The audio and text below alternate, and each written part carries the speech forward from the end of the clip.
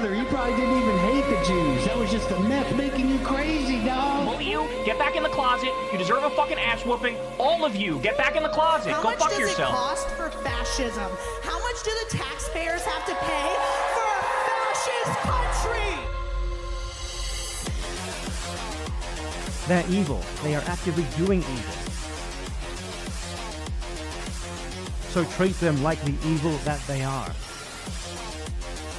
The right to exist argument has been used now to the point where what it's going to mean is that the Israel you're talking about will include the annexed and illegally occupied West Bank. It's very interesting, the Israeli government has never said where it thinks the borders of Israel really ought to be and what it would settle for. I think it would be an immense help if it tells us where it thinks Israel's boundaries should be. Every other country does do that. It's time to stop pretending otherwise. It's time to be ruthless, and time to afford them the same amount of grace that they give to their Palestinian victims, because they are only going to get more and more ruthless with their victims if you don't.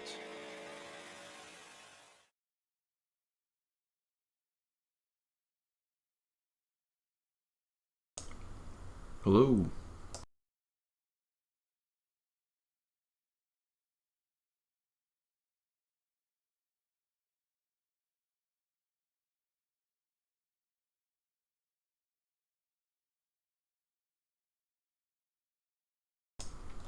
Just wanted to start off with some good news.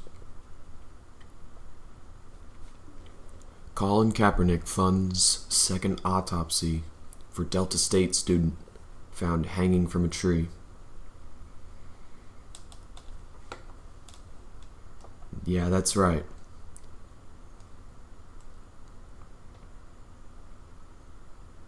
Justice is going to be served. It will not go unpunished. This obvious crime. What, kneecap is trending?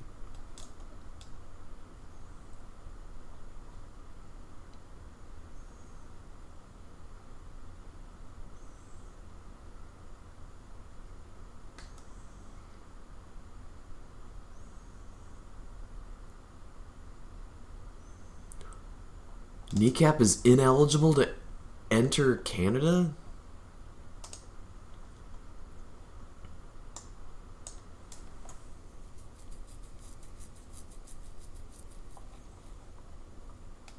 That have caused deep alarm to our government.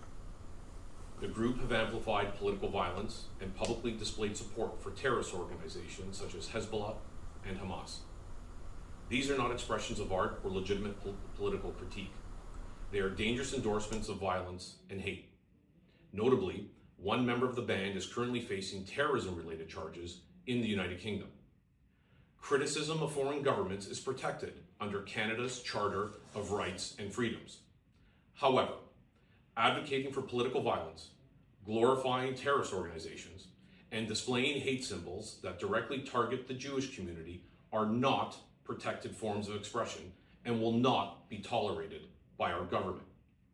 That is why, as Parliamentary Secretary for Combating Crime, I am announcing that effective immediately, the members of NECAP have been deemed ineligible to enter Canada. Canada stands firmly against hate speech, incitements to violence, and the glorification of terrorism. Political debate and free speech are vital to our democracy, but open endorsements of terrorist groups are not free speech. Our government. So you're not going to allow anybody who supports Israel, right? Because that's a terrorist state. So IDF soldiers that are committing genocide can't enter the country, but an Irish ban that says genocide is wrong can't make it make sense? Exactly.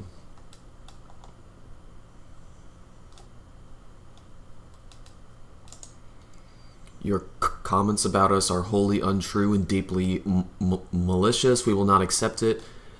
No member of NECAP has ever been convicted of any crime in any country ever.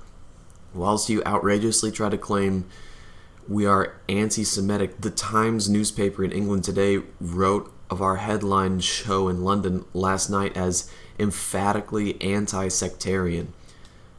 We have today instructed our lawyers to initiate legal action against you. We will be relentless in defending ourselves against baseless accusations to silence our opposition to a genocide being committed by Israel. When we beat you in court, which we will donate every cent to assist some of the thousands of child amputees in Gaza. God damn, crushed your legacy, fucker. And a message to Canadian fans.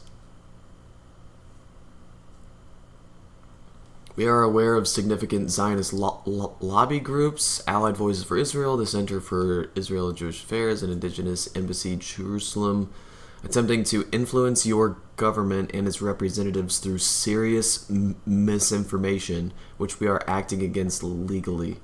Yesterday, we responded with all information requested to us to the immigration ETA authorities. It is our view that they realize there is no legal basis on which to stop us, that they today, via Vince Gasparo, sought to maliciously misrepresent NECAP. We have played in Canada many times with zero issues and a message of solidarity and love. We are sorry we cannot be with you next month, but we will not be silenced and will always oppose genocide. Use your voices in Canada. Stand up and speak out. Well said.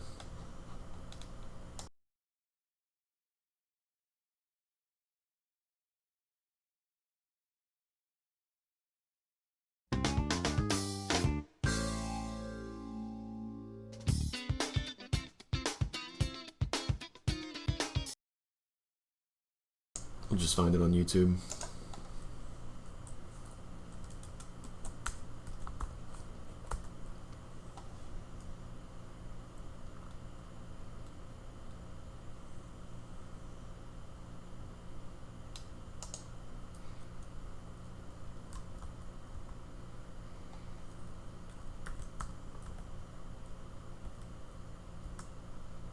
What the fuck am I typing, bro?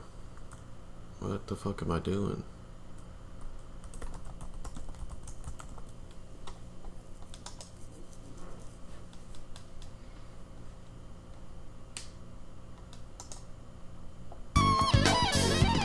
Welcome to Democracy Now!, democracynow.org, The Warren. Welcome to Democracy Now!, democracynow.org, The War and Peace Report. I'm Amy Goodman.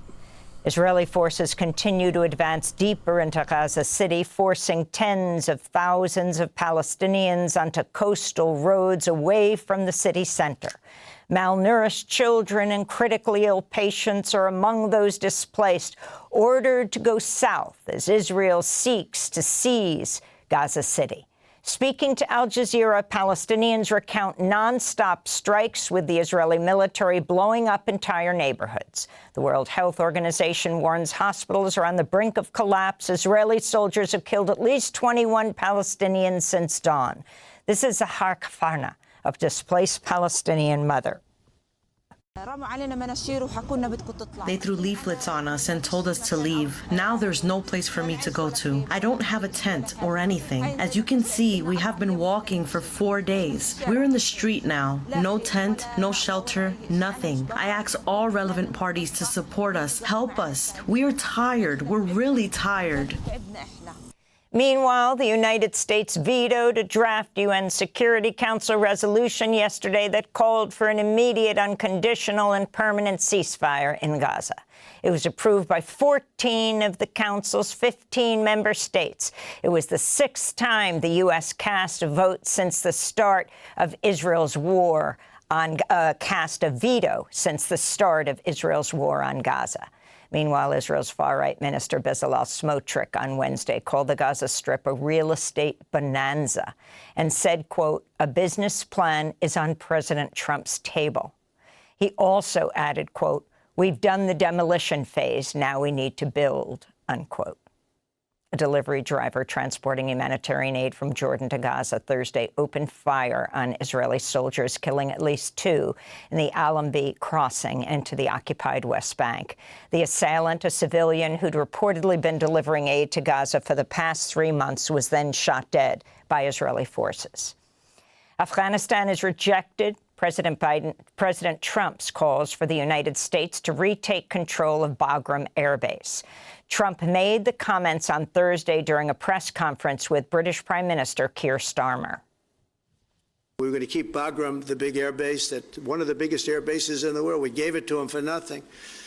We're trying to get it back, by the way. Okay, that could be a little breaking news. We're trying to get it back because they need things from us. We want that base back. But one of the reasons we want the base is, as you know, it's an hour away from where China makes its nuclear weapons.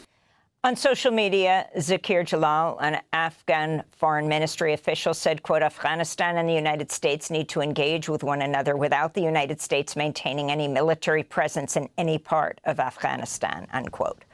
President Trump's escalating his attacks on the press by threatening to revoke the broadcast licenses of networks that give him negative coverage. Trump's comment came a day after ABC indefinitely suspended Jimmy Kimmel's late-night program following threats from Federal Communications Commission Chair Brendan Carr over remarks Kimmel made after the assassination of Charlie Kirk. The Trump administration's actions have been widely denounced. Fellow late-night host Stephen Colbert called the suspension of Kimmel's show blatant censorship. On The Daily Show, Jon Stewart mockingly described himself as the patriotically obedient host of what he called the all-new government-approved Daily Show. The point is, our great administration has laid out very clear rules on free speech. Now, some naysayers may argue that this administration's speech concerns are merely a cynical ploy, a thin gruel of a ruse, a smokescreen to obscure an unprecedented consolidation of power and unitary intimidation, principleless and coldly antithetical to any experiment in a constitutional republic governance. Some people would say that. Not me, though. I think it's great. Meanwhile, congressional Democrats denounced the Trump administration's threats and introduced a bill to strengthen protections for people targeted over political speech. This is Democratic Congressmember Greg Casar of Texas. We are in the biggest free speech crisis this country has faced since the McCarthy era. The murder of Charlie Kirk was a horrific crime, and it's clear that Trump wants to hijack that horrific crime to silence anyone who disagrees with the president about any issue. President Trump's asked the Supreme Court for an emergency order to remove Lisa Cook from the Federal Reserve Board of Governors. An appeals court earlier this week rejected the unseating of Cook ahead of the Federal Reserve's vote to lower interest rates. Trump's attempt to fire Cook is the first time a president has tried to remove a current federal governor in the agency's 112-year history. She's also the first African-American woman to serve on the board in history.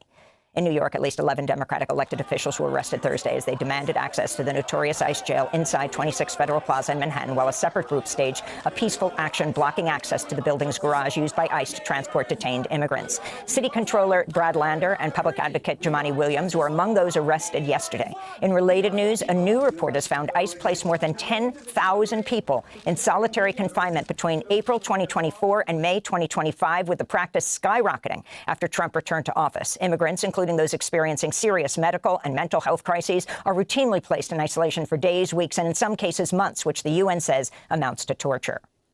A federal judge in Washington, D.C. has blocked the Trump administration from immediately deporting a group of at least 76 unaccompanied Guatemalan migrant children who were living in government custody. Judge Timothy Kelly, who's a Trump appointee, rejected claims by the Department of Homeland Security that the children were being deported to be reunited with their parents who had asked for their return to Guatemala. In his ruling, Kelly said the administration's argument, quote, crumbled like a house of cards, as there is no evidence before the court that the parents of these children sought their return, he said. Trump officials had attempted to secretly deport the children in the middle of the night over Labor Day weekend. A vaccine advisory panel at the Centers for Disease Control and Prevention voted to restrict access to the MMRV vaccine, which is a combination shot that protects against measles, mumps, rubella, and chickenpox to children under the age of 4. About half the panel's members were appointed. That is genocide. Transporting children to other members of the group.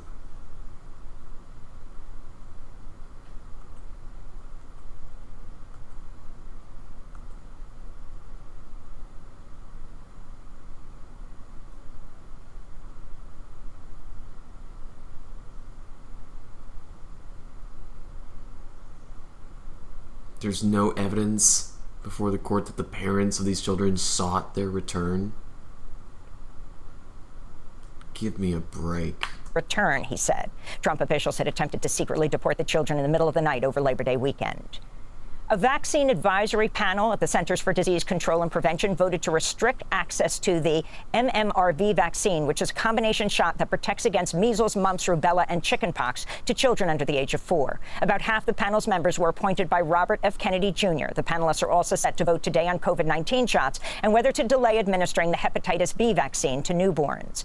Meanwhile, New York, Maine, Maryland, Massachusetts, Pennsylvania, and New Jersey have formed a northeastern bloc to issue broader vaccine recommendations than the CDC. New York Governor Kathy Hochul said in a statement, quote, as Washington continues to launch its misguided attacks on science, New York's making it clear that every resident will have access to the COVID vaccine and the health care they rely on, unquote. Venezuela has launched a series of military drills mobilizing more than 2,500 soldiers to the Caribbean island of La Orchila in response to soaring tensions with the Trump administration over U.S. military attacks and presence in the region. U.S. forces have blown up at least 2 Venezuelan boats, killing at least 14 people that Trump officials, without providing evidence, claimed were drug traffickers. UN experts have condemned the U.S. for carrying out extrajudicial executions. The escalating U.S. military action against Venezuela comes after Trump signed a secret directive approving the Pentagon's use of military force in Latin America, supposedly to target drug cartels. And in France, hundreds of thousands of protesters took part in demonstrations as labor unions went on strike against austerity measures proposed by French President Emmanuel Macron and his new Prime Minister, Sébastien Lecornu. According to France's Interior Ministry, 500,000 people attended the protests. Here's Régis Delou, a helicopter worker for Airbus. The government needs to understand that we are fed up with austerity, that there are real measures that need to be taken to save France. But these aren't the ones that need to be taken against workers. These are measures that need to be taken at the government level and savings that need to be made. And those are some of the headlines. This is Democracy Now!, democracynow.org, the War and Peace Report. I'm Amy Goodman. Not even 10 minutes long today.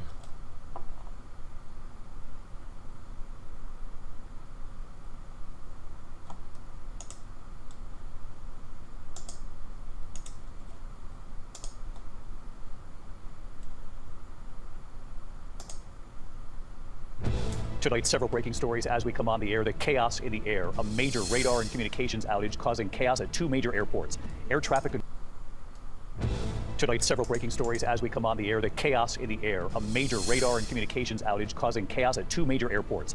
Air traffic controllers unable to communicate with each other. We've lost all radar and phone communication. Pilots forced to relay messages through a plane that did have contact, and you'll hear it.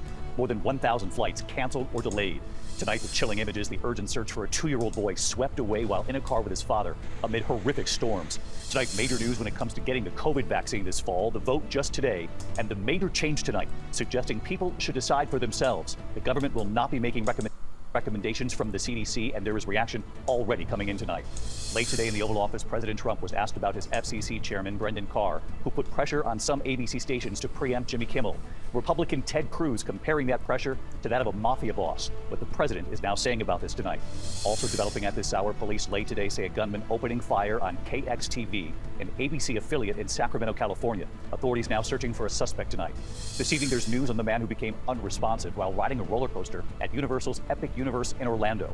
Tonight, the Grammy-winning songwriter killed in a plane crash. The alarming close call, a driver nearly hitting a young boy crossing the street trying to get on the school bus. The bus's red lights flashing. And the remarkable lesson tonight, the father and his sons, the AAA mechanic who taught everyone who is our person of the week. From ABC News World Headquarters in New York, this is World News Tonight. Not even mentioning Gaza is crazy.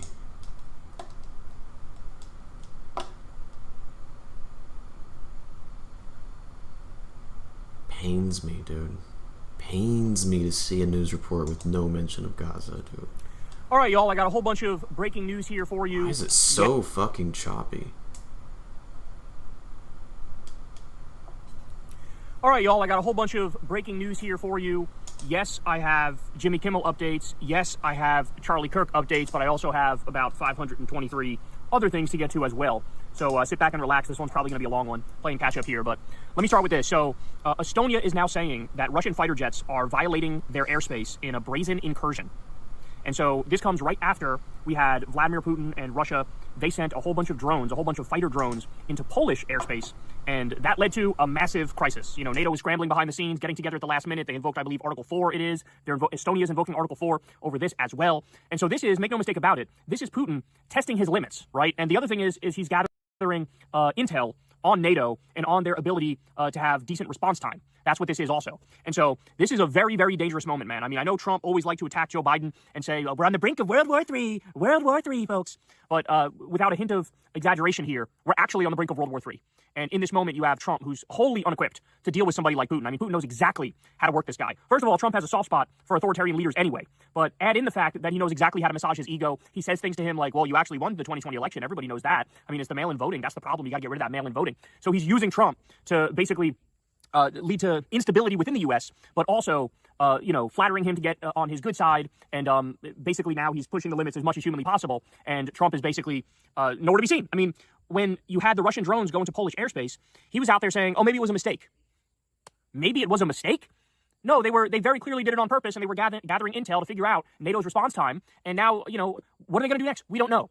The illegal and offensive invasion of Ukraine was bad enough, but everybody, was saying at the time, this isn't going to stop here. Like, if you don't make him stop, this will continue. And we'll be at a place where he wants to pick off all of the post-Soviet states that are now independent. And so here we are, Polish airspace violated, Estonian airspace violated. Which country is it going to be next? I don't know. Your guess is as good as mine. But he feels absolutely emboldened. And the fact of the matter is, we have a pushover fucking idiot who's in the White House. And that is not a good mix, y'all. That is not a good mix at all. So I also wanted to bring up for you guys that this is huge news here, but President Trump is expected to fire the U.S. Attorney for the Eastern District of Virginia after his office was unable to find incriminating evidence of mortgage fraud against the New York Attorney General Letitia James. So if you'll remember, Trump basically said, I want you to find some dirt on Letitia James. And they came up with this idea of mortgage fraud. And so you had the U.S. Attorney for the Eastern District of Virginia was the one who was looking into this for Trump.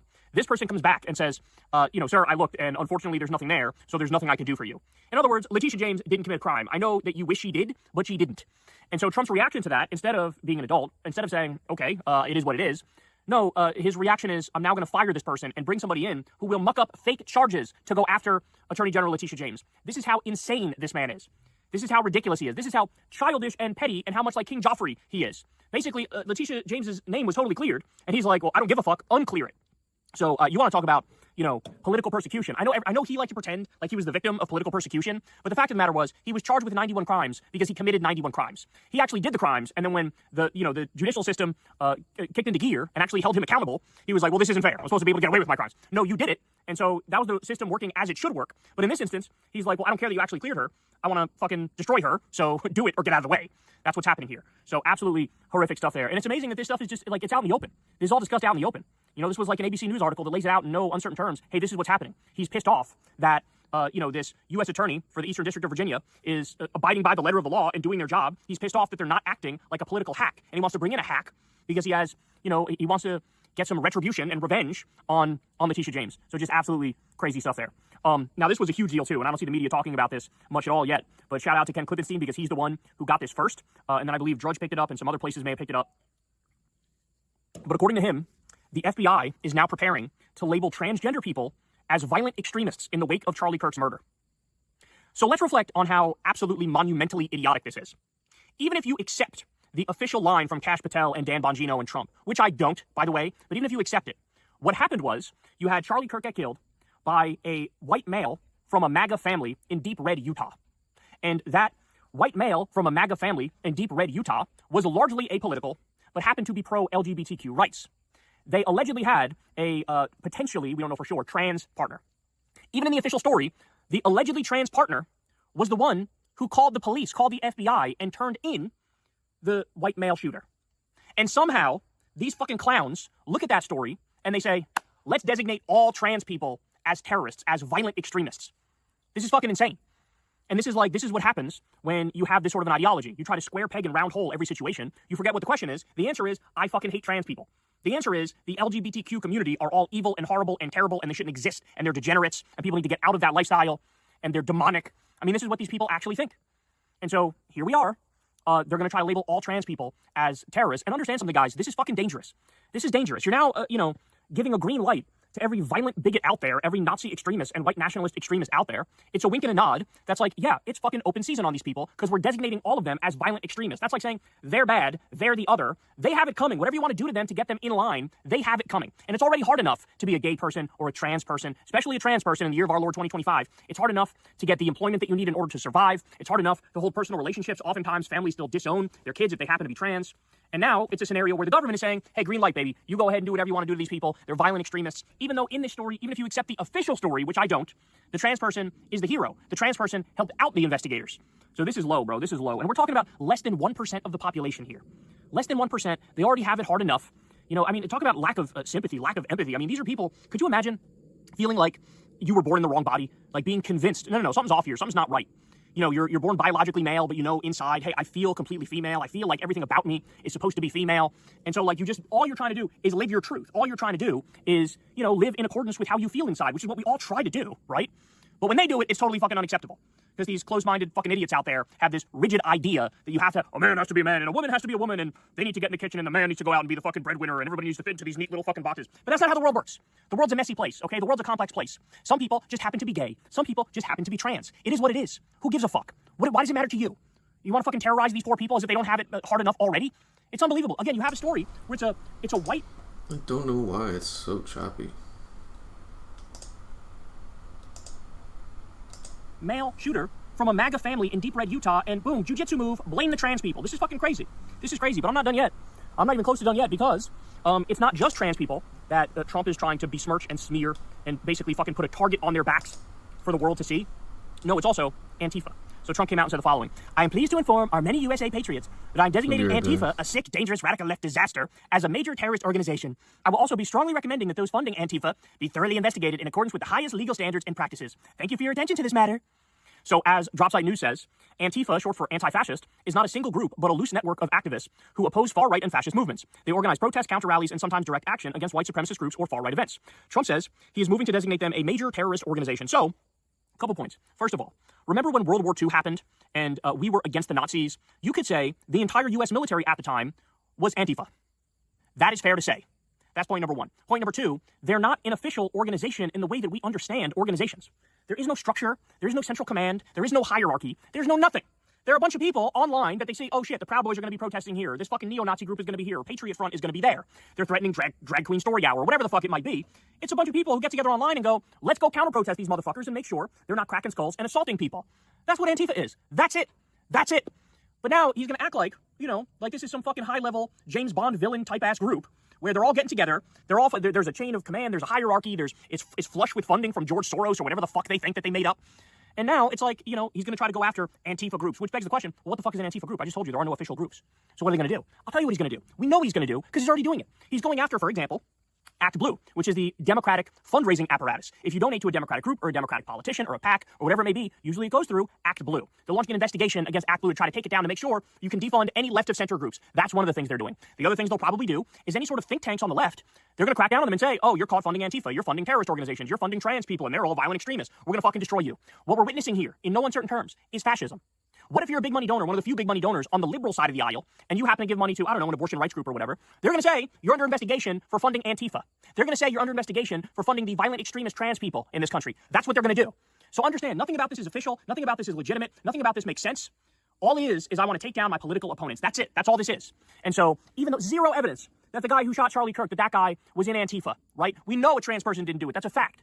They don't care. He doesn't care. This is the shock doctrine. This is what Naomi Klein talked about. The idea is we're going to use this scandal, we're going to use this moment of uncertainty, and we're going to implement the agenda we already wanted to implement, namely, go after aggressively using the law, using lawfare, go after every single left-of-center group that we possibly can. Now, I should also point out, he's designating Antifa a major terrorist organization.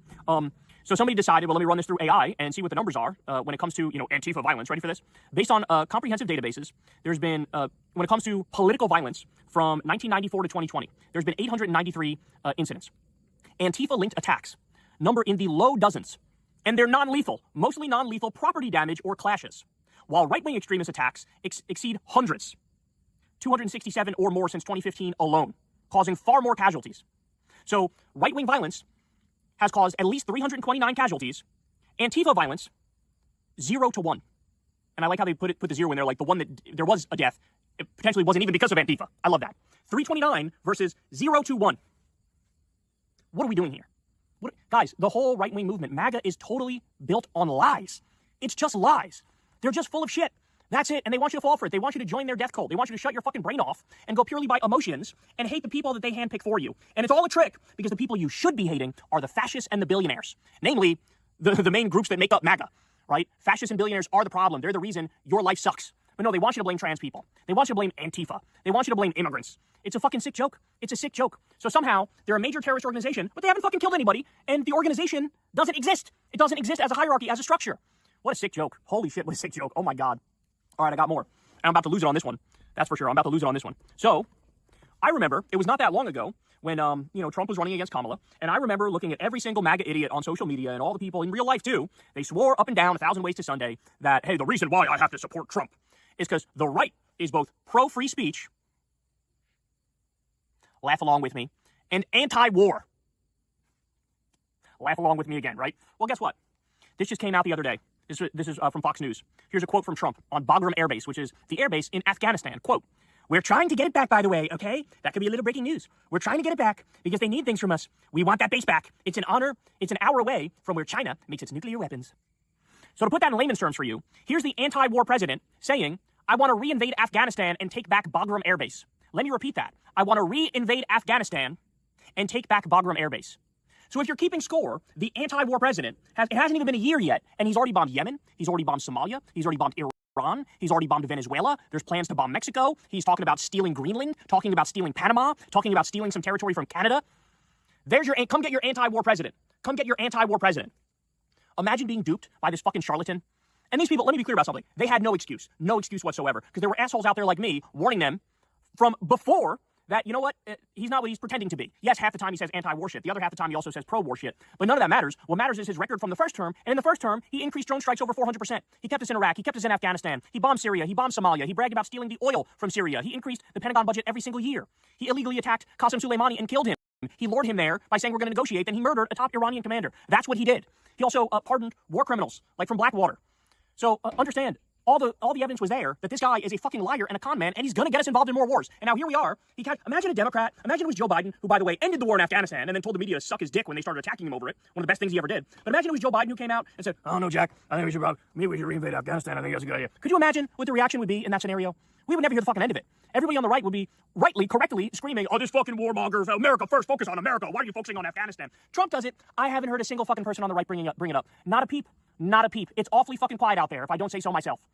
So, yet again, I reiterate, tell me how my ass stays. I was right again. I told you he was not in favor of free speech. He's, in fact, more anti-free speech than any president in modern American history. And I told you he was pro-war, not anti-war. And here's yet another example of exactly that. And all these people who pretended like all they cared about was being anti-war, they will now proceed to say nothing and not condemn Trump, even though he's saying, I want to reinvade Afghanistan. Jesus Christ, man. Holy fucking shit. Holy shit. All right, more horror stories for you, though. So, guess what? RFK came out, and he decided yet again, with one of these vaccine advisory panels, he decided we're going to further restrict vaccines in this country. So as you all know, they cut off all of the research and development for the MMR vaccines, for the mRNA vaccines. And of course, they restricted who can get the COVID vaccine. All this stuff is a huge deal. I mean, we were on the brink of a fucking cancer vaccine, and he cut off the research funding for that. Just completely and utterly unacceptable, right? Well, now what we learned is they are changing the childhood vaccine schedule. And what they're doing is they're making it so that instead of getting the measles, mumps, rubella, and chickenpox vaccine, which is all one vaccine, instead of getting that basically like right away, hey everyone, now they're saying, well, we want to separate some of them out, right? So we don't want to have one vaccine that has measles, mumps, rubella, and chickenpox. We're going to break those up to, I believe, measles, mumps, rubella in one, and then chickenpox in another. And they say we recommend you get it at 4 years old. So in other words, let's have this large chunk from when you're born where you're not protected from measles, mumps, rubella, and chickenpox. So this is the change that he wants to make. Now, mind you, he's making this decision, and other people that he picked for this panel are making this decision. You go through their names, and it's a who's who of every single fucking crackpot, junk science-believing, anti-vaccine freak that you've ever seen in your life. I mean, I think fucking Dr. Robert Malone, who's an anti-vax crackpot, he's one of the people who's helping RFK on this panel make this decision. This is criminal. This is criminal what we're talking about here. The least qualified people, the biggest fucking liars in the country, and these are the ones making the decision. So let me read you a little something from the Guardian article on this, because I really think this says it already.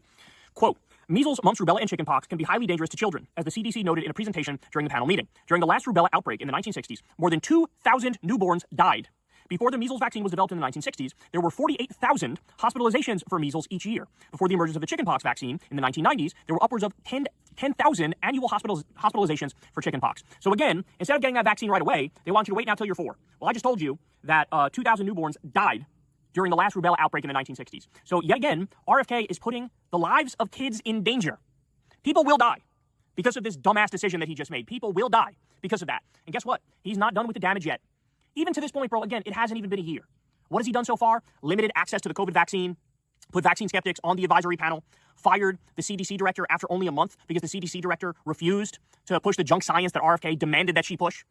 He fired 1,260 people at the Epidemic Intelligence Service. So next time there's an outbreak, oh my God, are we fucking as exposed as ever? He ended the U.S. support for a global vaccine program. That's going to have wide-ranging consequences. That'll lead to people dying. He helped kick millions of people off of Medicaid with that big bullshit bill that Trump did. 17 million people going to lose their health care because of Trump, because of RFK, because of MAGA. He canceled the flu vaccine campaign. He's trying to link, as we speak, antidepressants to violence, which is total fucking horseshit. It's always been horseshit. He laid off thousands of HHS workers. So, this is who we're talking about, guys. This is who we're talking about. We're talking about a guy who, here's his integrity. Ready? This is how much integrity he has. He released a Maha report with fake, made-up ChatGPT shit in it. And this is why you've had mass resignations at the CDC, at HHS, because they go, look, they're destroying everything. They don't know the fucking first thing about science. They don't know their ass from their elbow. They don't know about medicine. He's just making all these fucking crazy-ass decisions, and the whole country is being held hostage. You got this fucking asshole who's pumped full of human growth hormone and testosterone and fucking, popping Zins all day like he's some frat boy teenager. He's drinking methylene blue fish tank cleaner, because the new fad on the right where they say it fixes your mitochondria or whatever the fuck. This is who's making all the health decisions for the goddamn country. This is who's doing that. It's a sick joke. And remember, lest you think Maha is a real thing, like this guy actually gives a shit about making America healthy again. Remember when Bernie asked him, hey, is healthcare a human right? His reaction was like, meh, I don't know about that. I don't know about that, fella. So let me get this straight. You're going to make America healthy again, but you're not going to try to do it in what would be the most straightforward way imaginable, which is say, everybody should have a right to healthcare. We should have Medicare for all. That's great, man. That's fucking lovely. We're the only developed country in the world that... Yeah. We do need universal healthcare. What is this? Fantano here, internet's busiest music nerd. Hope you're doing well, especially considering... Bro, the lag hey is everyone, fucking killing Anthony Fantano here, internet's busiest music nerd.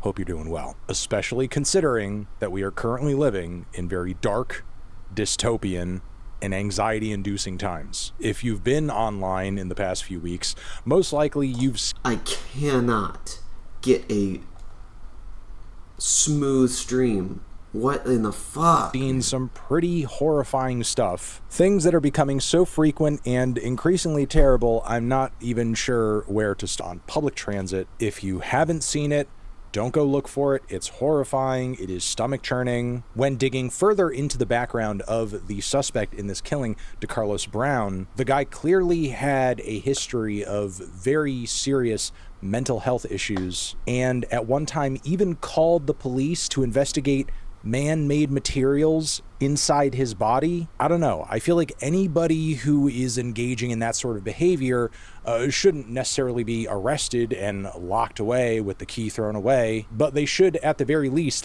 be put into some kind of system or program or something that is going to hopefully mentally put that person on the right track so that they're not slipping through the cracks and presenting as a danger to society because they have no help, no support, no nothing. That is the kind of discourse that we would be having in a sane society, but instead what is happening as a result of the proliferation of this video are these intensified, bigoted narratives around race in America, and the discourse around all of this is so scattershot and so insane.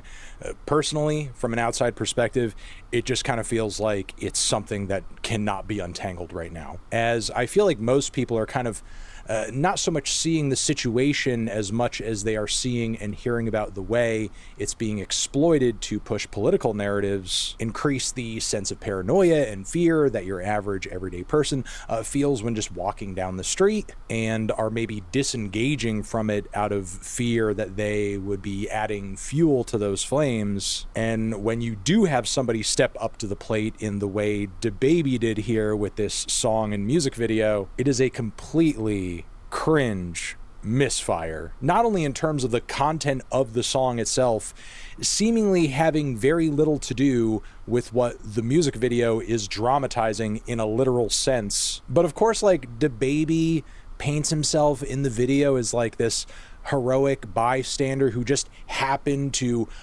grab the hand of the perpetrator in the video just as he was going to stab, and sort of, you know, just prevented the whole thing from happening. Just needed DaBaby to stop him, and then we can just get off the train and everybody's cool. Like, it's a clear attempt at communicating and saying something deep. I mean, even the hashtag DaBaby attaches to the video on Twitter insinuates that there's some kind of message here that you know, we can't miss. We gotta catch on to this message. I have to wonder, on some level, with this piece of media being as exploitative as it is, it's clearly taking advantage of a very terrible moment. Does DaBaby in some twisted way think he's doing the right thing here? Like, did he just happen to see this video and see it getting shared over and over and over, and maybe he didn't really understand the greater social context in which it's being shared and pushed, and the fact that black communities across America are being scapegoated as having some kind of like responsibility for this, as opposed to it once again being the doings of one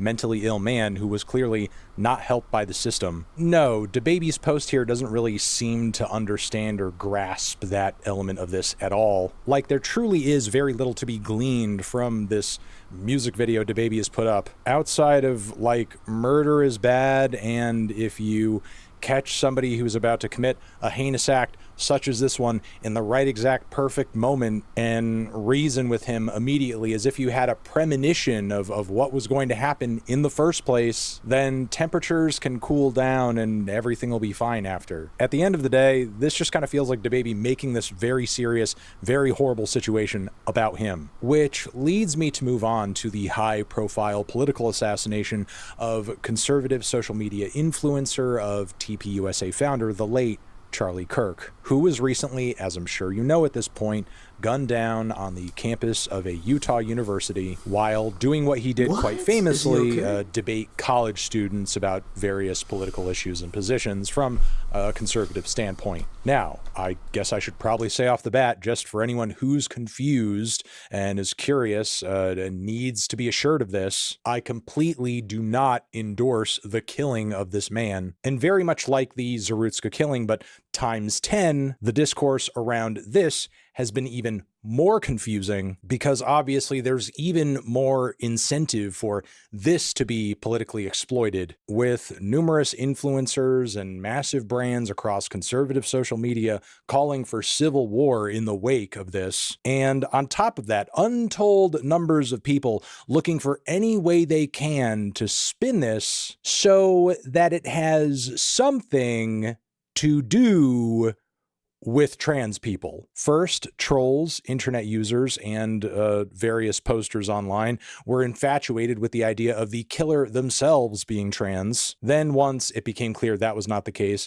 we were then thinking about how there were trans things on the bullet casings. And now that we've seen more info around what was etched into those bullet casings, and, you know, believe me, even that is confusing and coded and was released by the FBI in a way to where there was very little context around it, which only created more sort of like polarizing takes on what any of these etchings mean. All I'm saying is the official narrative and investigation around it, in terms of the information that has been divulged thus far, has not been helpful at all in terms of quelling confusion around these messages. And yes, now that we have learned more about what was actually on those bullet casings, now we're all talking about how the shooter's roommate or partner might be trans. And if that doesn't end up being the case, I'm sure we're going to learn the shooter had a trans bus driver at some point. We'll see. I also want to say, far and away, the vast majority of mass shootings and incidents like this are not committed by trans people, are not committed by leftists. I don't feel like that should require saying because that's just obvious fact, but apparently it does require saying because there are some stupid people who believe that. Either way, the lack of a coherent discussion and narrative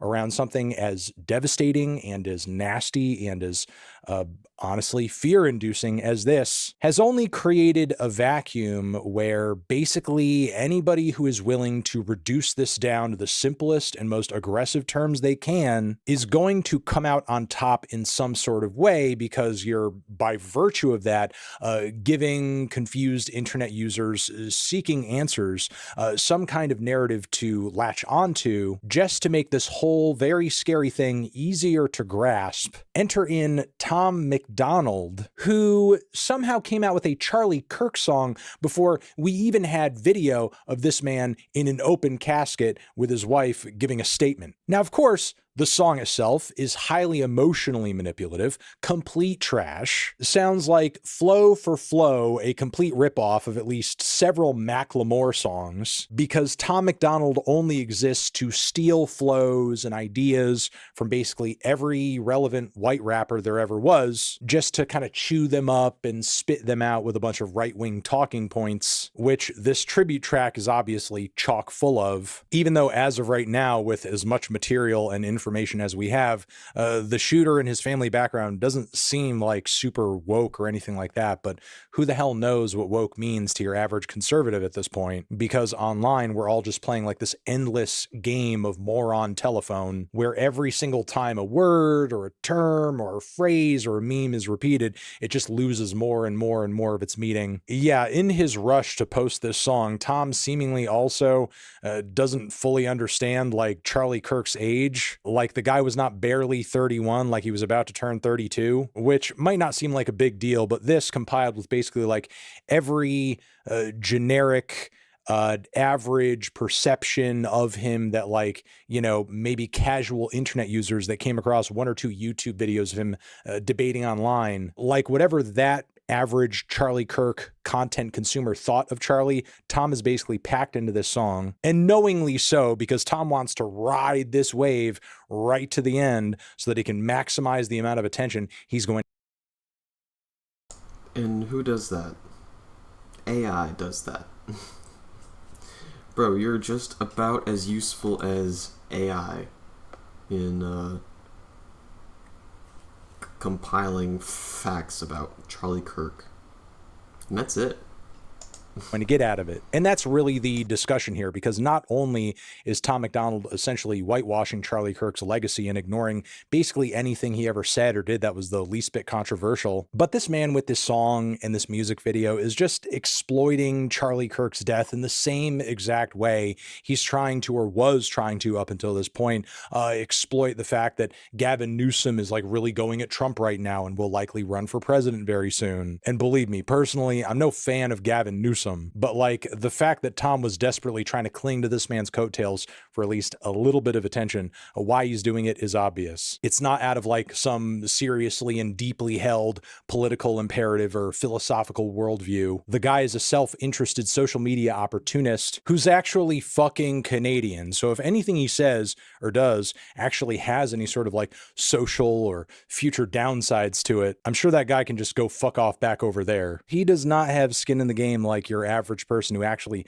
might have to live here long term. Now, another interesting thing I'll say about this new song of Tom's is that he's posted to the internet that sales from it, streams from it, whatever profits are generated from this track will be going together into a donation. But he's like kind of waiting to do it because he wants to give the biggest donation possible. Now, Charlie's family, Bro, when I was in rehab, people were trying to play Tom McDonald on, like, the main room TV. I'm like, fuck Tom McDonald. He's whack as fuck.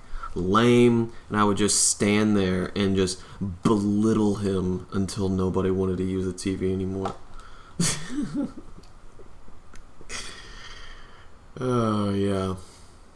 If you're gonna play Tom McDonald, no one's going to have a good time anyway, so I'm just gonna make everybody not have a good time. Bro, there were so many like aggressive white boys in rehab that like, bro, it was some real like, I don't know, jail vibes. Unless there were women around, then it became just, you know... Then everybody calmed down a little bit, actually. And, you know, my heart goes out to them because obviously the death of a father, regardless of who that father is a pretty major and pretty awful thing for a family to have to sustain. Most likely they have a lot going on and they're probably not following the exploits of one Tom McDonald here very closely and might not be, you know, like keeping tabs on or keeping a lookout for that donation when it comes. So what I would like is for all of you watching this video and any Tom fans also watching this video is to continue following Tom McDonald's Hangover Gang Instagram page closely and just kind of make sure he follows through with that donation and maybe even potentially send to the family further donations, because it's not as if a song, once you give a donation, just stops generating profits. Maybe my read of Tom here is incorrect. Maybe he's more well-intentioned than I think he is. Either way, seeing that donation, proof of that donation, would be fantastic, especially after witnessing such a horrible tragedy. Ending off this video, I apologize. I'm a little at a loss for words. I don't really have many reflections to pass your way other than just things seem so insanely scary and fragmented right now. But I guess some recommendations that I could give you and some observations that I am having is that it seems a lot of this extremity and a lot of this mass psychosis, frankly, is being inflamed by just an overuse and an overindulgence in the internet and social media, especially on platforms whose algorithms tend to skew toward extreme political ideologies. So I'm not coming on here and saying that you should be avoiding the internet entirely or anything like that. But when you are online, you should limit your exposure to those sorts of platforms. You should instead embrace places and spaces where you know you're actually interacting with real people and not bots. And in addition to all of that, I recommend even more that all of you do your best to spend some time with some real people face to face for the love of God, and don't just simply allow everything that you see on the internet to paint the entirety of your worldview. I can already hear the keyboard strokes. Anthony, isn't that what you do? That's your terminally online brain talking. Shut the fuck up and turn that off and get the fuck off the computer, you idiot. I'm gonna type that same comment anyway. No. Let me know what you guys think about all of this down in the comments. I'm sure you will. Over here next to my head is another video that you can check out. Hit that up or the link to subscribe to the channel. Anthony Fantano. Forever.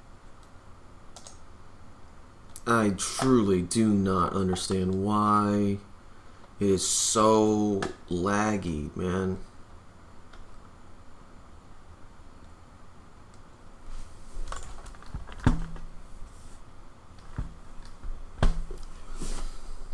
Be right back.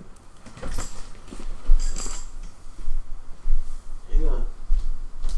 All right, buddy.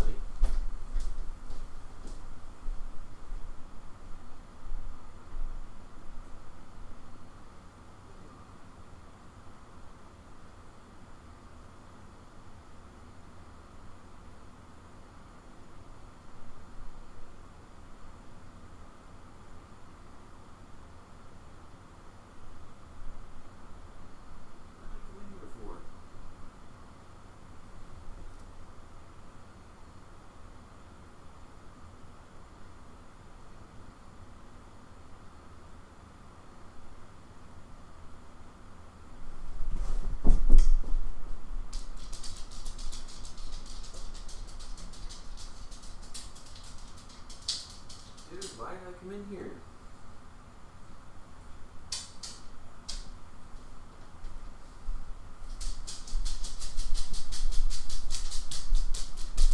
Why did I do that? It's very weird.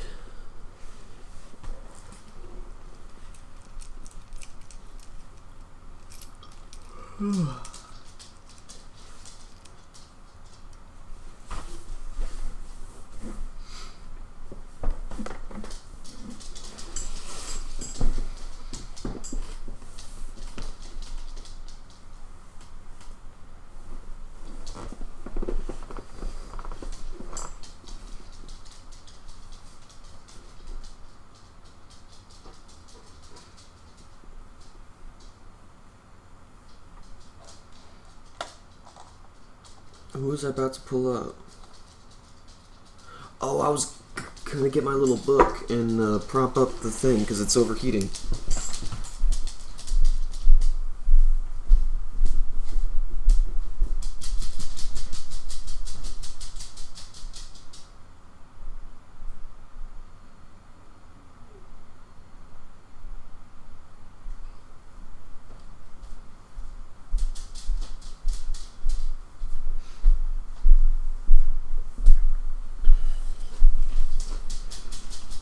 This is my little book that keeps my computer from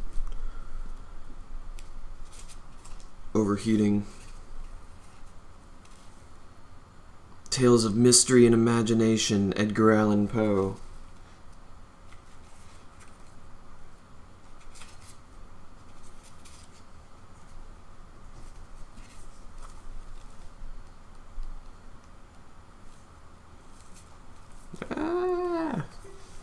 Oh, the black cat.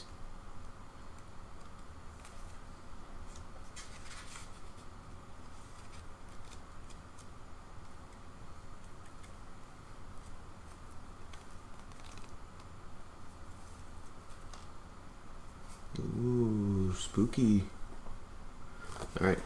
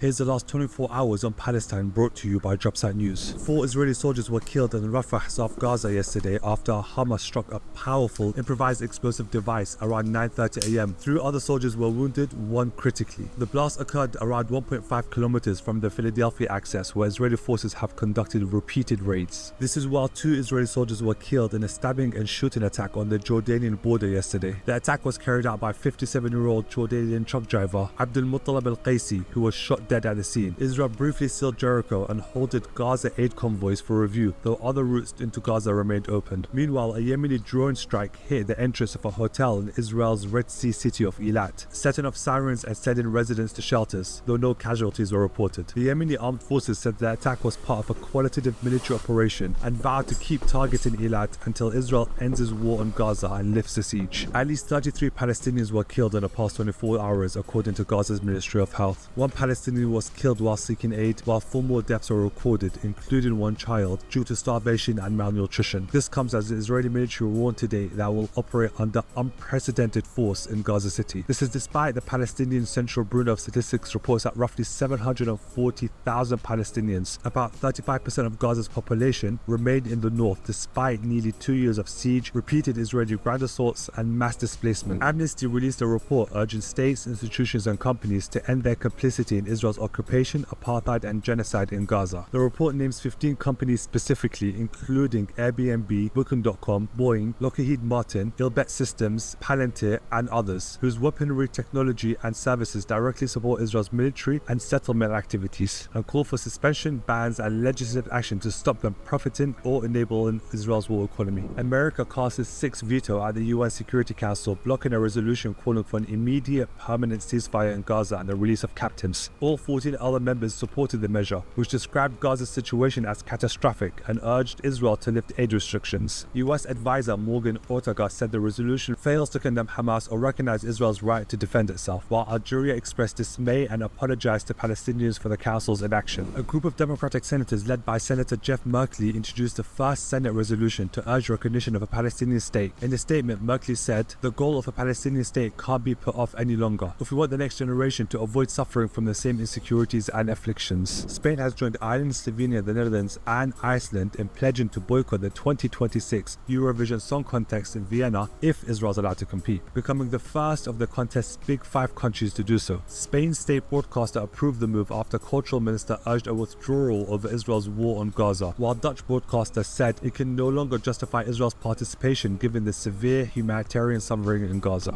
Here's the last 24 hours on Palestine, brought to you by Dropsite News. 4 Israeli soldiers were killed in Rafah, South Gaza yesterday after Hamas struck a powerful improvised explosive device around 9:30 a.m. 3 other soldiers were wounded, 1 critically. The blast occurred around 1.5 kilometers from the Philadelphia access, where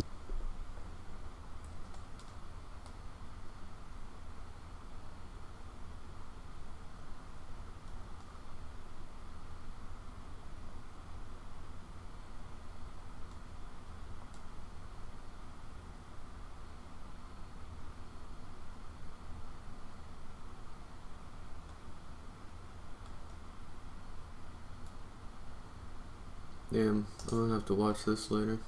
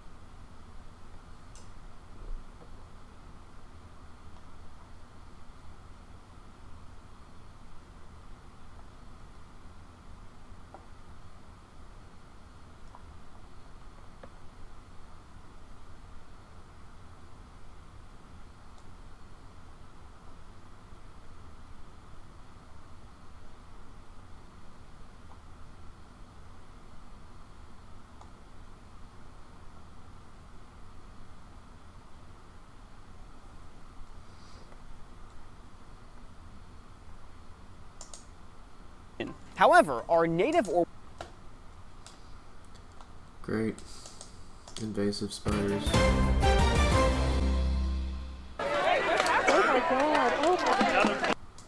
Can I please get more than 2 frames a second?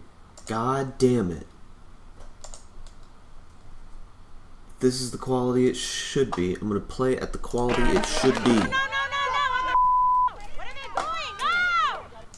All day, we've been showing you images like this. Protesters squaring off with ICE agents outside their Broadview facility. Some taken away in handcuffs, and after dark, lighting off smoke bombs to fill the air with haze. It has been a chaotic situation over there for over 12 hours now, and our Jermont Terry has been monitoring it for us. He is live a safe distance away with that breaking news update now. Jermont. Erica, there is still a decent crowd out here despite the dark. Beyond irritating, bro.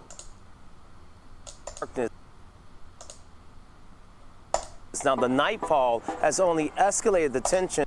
It's just because I'm projecting onto a larger screen. I'm not even projecting, I'm using an HDMI connection. So, like, What, because the screen's just a little bit bigger? My computer's just freaking the fuck out? Between the two sides, because it makes it harder to see exactly what's going on in front of you. I'm going to step out of the way.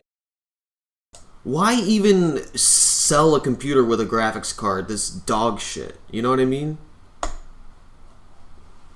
Like, devalues the rest of the computer, even putting a chip in like that. Because you can see the gate in question where this facility is located. Every time someone crosses over onto the sidewalk, that's when you see the federal agents spray that pepper spray balls. That dude was talking! What are you doing? This is one of many physical fights. God, I want to see more than just pictures of it, bro, when we got video! Every time someone crosses over onto the sidewalk, that's when you see the federal agents spray that pepper spray balls. That dude was talking! What are you doing? This is one of many physical fights involving federal ICE agents and demonstrators. Let her go! Intense exchanges at the ICE processing center in Broadview Friday. This as the two sides clashed throughout the day.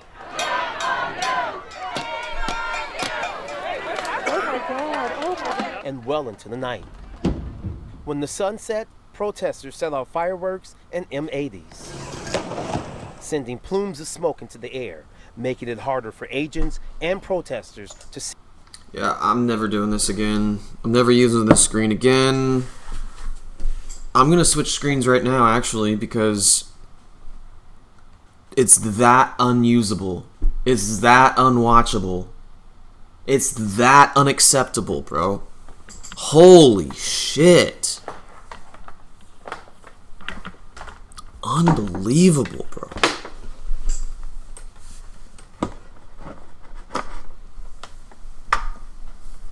It's like, please just let me get through it, you know?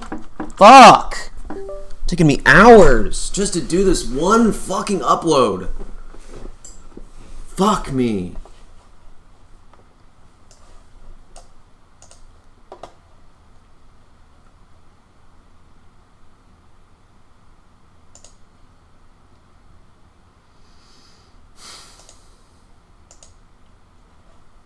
See who was in front of them.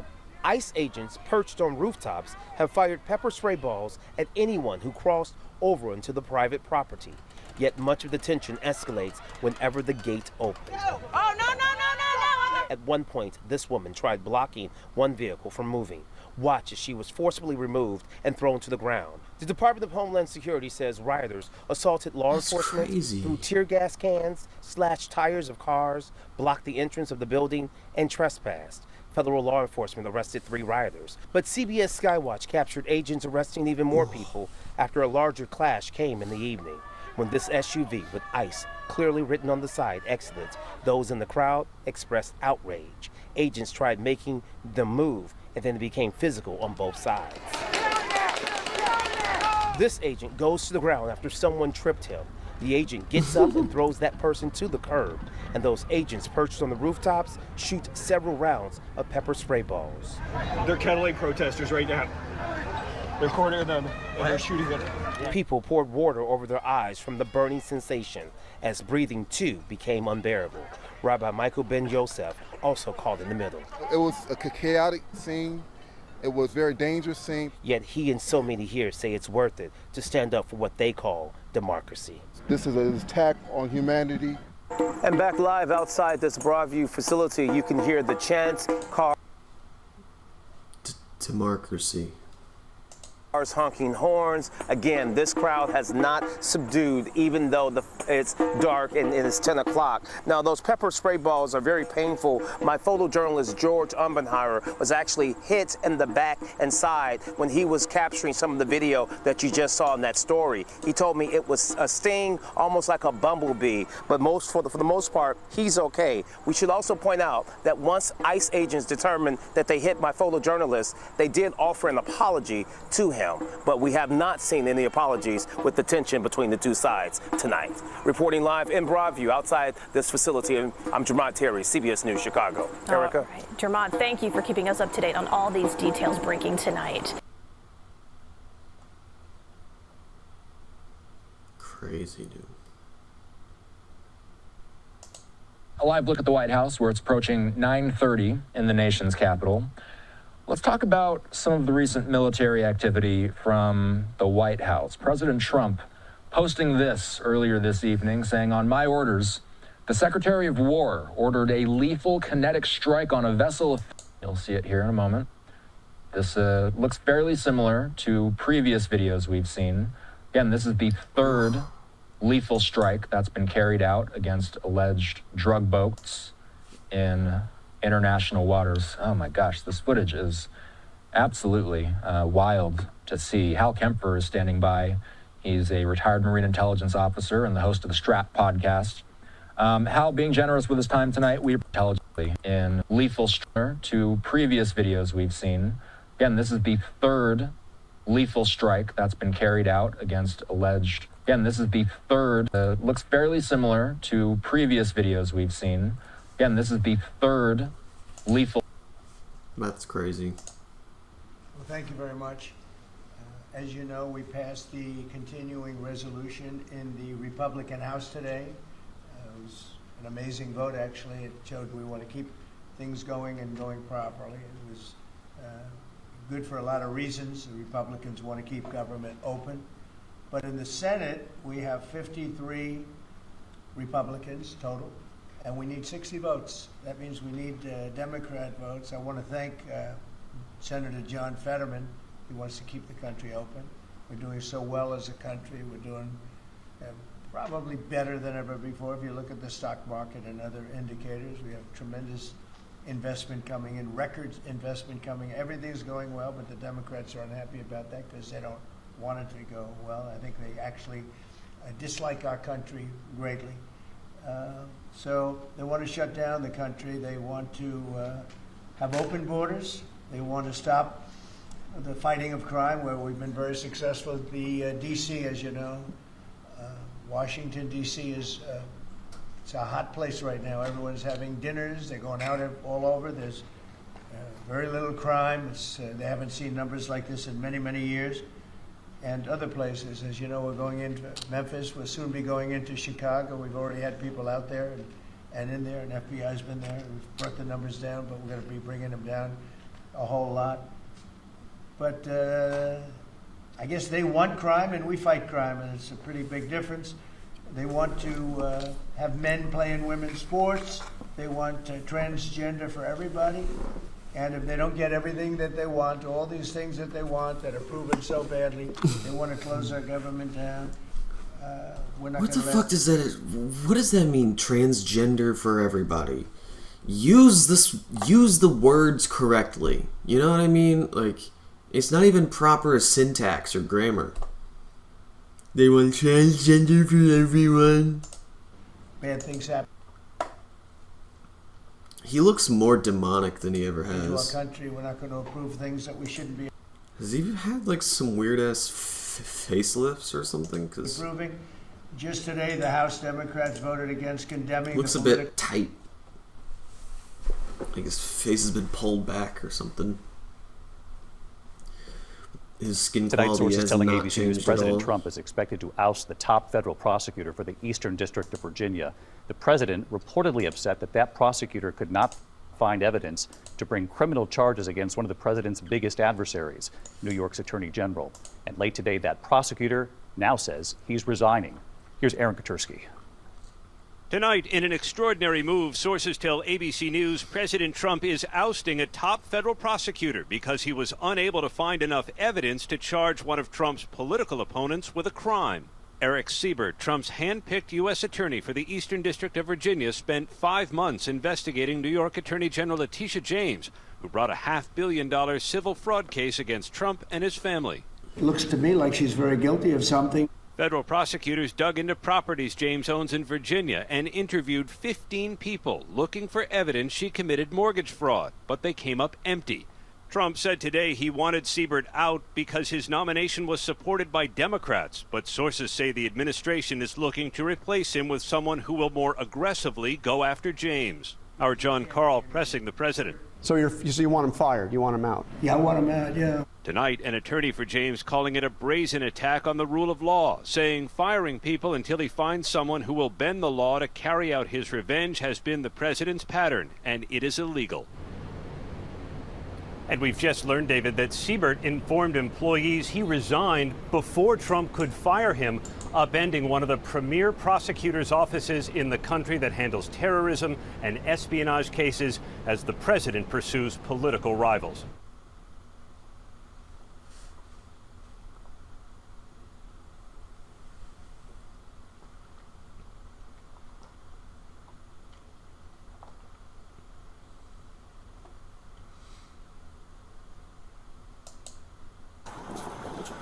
Who's the driver?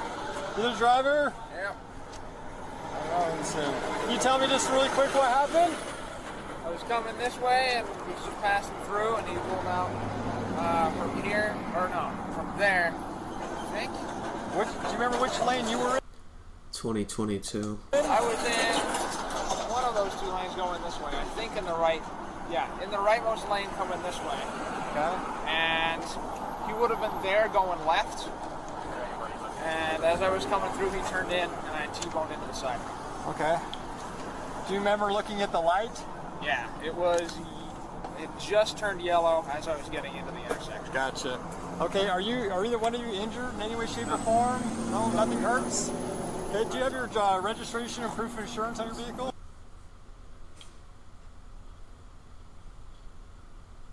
Same address. So he's the passenger. Okay. His insurance, mom's on the way. He doesn't have a copy right now, right? Okay. That'll work out. I'll just go ahead and... do you need to be on speaker? He's got his brochure pull up on it. Okay, this isn't anything at all. I knew you were coming today, and yet I still did not. I love it. Wow. Are we on TV? Yep, we're live right now. We got 40,000 people watching. Tim Heidegger, ladies and gentlemen, he's here in the building. I've got the Meta glasses. I hope you don't mind. Oh, you're filming. You're filming the outside of my house. These are the best. They tell me where to go. They tell me what to do. They're amazing. They have a lock-in function where if you're like me, you got ADHD, you get to lock in. You literally tell the Meta glass, like, hey, the person I'm talking to is boring as fuck. Like, can you help me focus on him? Or it just starts playing Seinfeld episodes or something. Well, that too. You can tell your glasses to lock in? Oh my god. Have right there. I came all the way from Glendale. Mm-hmm. And these are Jermuk. These are Armenian. This is Armenian mineral water. It's gonna burn. Yeah. I actually don't. You don't do mineral water? I don't do mineral water, What? but my dad does. Okay. Well, this is gonna cause problems. Oh yeah, he's gonna Really? disown me. Okay. Last time he almost did was when I painted my nails, and he was like, "Are you? You can tell me. Are you gay?" Yeah. He was a little worried. It's good. I'm here to transgender everybody. Yeah, hell yeah. You're gonna transgender people. You're gonna Armenian people. Oh my god. See, this is why I watch this sometimes, because when Trump is misusing the word transgender and making me hate my life, they're using it in a fun way. They're misusing it in a fun way. You know, how, like, everything's computer, you know, like, it can be fun. It can be fun. Free transgendering this weekend. Hell yeah. And that will be compulsory. If you live in California, you'll be required to transition this weekend. Or face penalties. Well, this is the Antifa headquarters, so welcome. Okay, well, I can take these back. No. I drink these by the gun. These. Okay. No, now that you brought it, I have to keep them. Okay. You can put it like on the. Here, I got it. It's heavy. It's heavy. Watch out. Bringing Armenian water the first time you go see Hassan Piker. I'm just going to take this in for a minute because I don't. It's also a very unflattering angle for me. I appreciate that. Wait, really? No, I think so. Great. It's all here. We're all cameras here. Wait, let's what does let's the crowd flip it. say? Let's flip it. Hold on. This is my. I don't want to hear what the crowd says. Wait, we got other cameras. Are you ready? Give me a better angle. Wait, we got this. We got all the different angles here. That's better. The bottom. Everything's better than the first. The bottom angle right. You think the bottom right's good? Yeah. All right, we'll do that. Well, maybe. I don't know. No, hold on. It's fine. That's just my. So vain. This is my my interview. This is the angle I use for interviews. Who's the biggest person you've had in this room in terms of like size wise? Yeah. Like fat. Cenk Uygur. Full stop. What do you think? That is? Yeah. Or do you mean like I don't know. Stavros Halkias. That's pretty big. That's pretty big. Yeah. Well, thanks for having me. This is exciting. As far as fame goes, I don't know. George Clooney? No, George doesn't. He wouldn't. George doesn't fuck with me like that. Well, maybe he might, because his wife is woke. Okay. I think his wife might have gotten sanctioned by the American state actually. Oh wow. Because she's a international. She's like, she works for the UN. But yeah, I want to talk to you real quick though about this Dr. Pepper Zero Sugar Blackberry. That's a bunch of stuff going on there. Do you want to try it? Yeah. Okay, do you want cream soda or do you want Dr. Pepper Zero Sugar Blackberry? Blackberry, yeah. Okay. It's really good. I like it a lot. Hi everybody. Wow, look at everybody's chatting away. Yeah. Thanks. All right. So show chat. What is this? The post Tim made? They're already sending stuff for me to look at. Oh yeah, I just posted that because I was because you were coming over here, so you were like, I want the people to know this is what I am intending to do. Well, I just Trump. He keeps saying that. He keeps saying that we want to transgender everybody. Yeah. It's like his little refrain. Well, yeah, he keeps I saying. love when he goes, everything's transgender. I know they want to transgender everybody. That's what he said today. It's like nobody wants to transgender anybody that doesn't want to be transgender. Yeah, I feel like that would be a very complicated. Bananas. This is a complicated process. Would you want like a sci-fi movie where like you saw the world the way he sees it for like maybe 24 hours? You put the glasses on, put the Trump glasses on. See it. You just see as hell. Everything's hell, and crimes out of rampant, and people are all cutting each other's genitals off. I don't know if I want. I feel like that would be scary. Yeah, it would be a horror movie. But I had a solution after January 6th. Like if we had a competent government, I had a solution where there's a man here. Is that? It's my mom. my dad and my mom are always around. Copy. Hi everybody. I'm your guest host for the next 10 seconds. Yeah, no, it's my dad.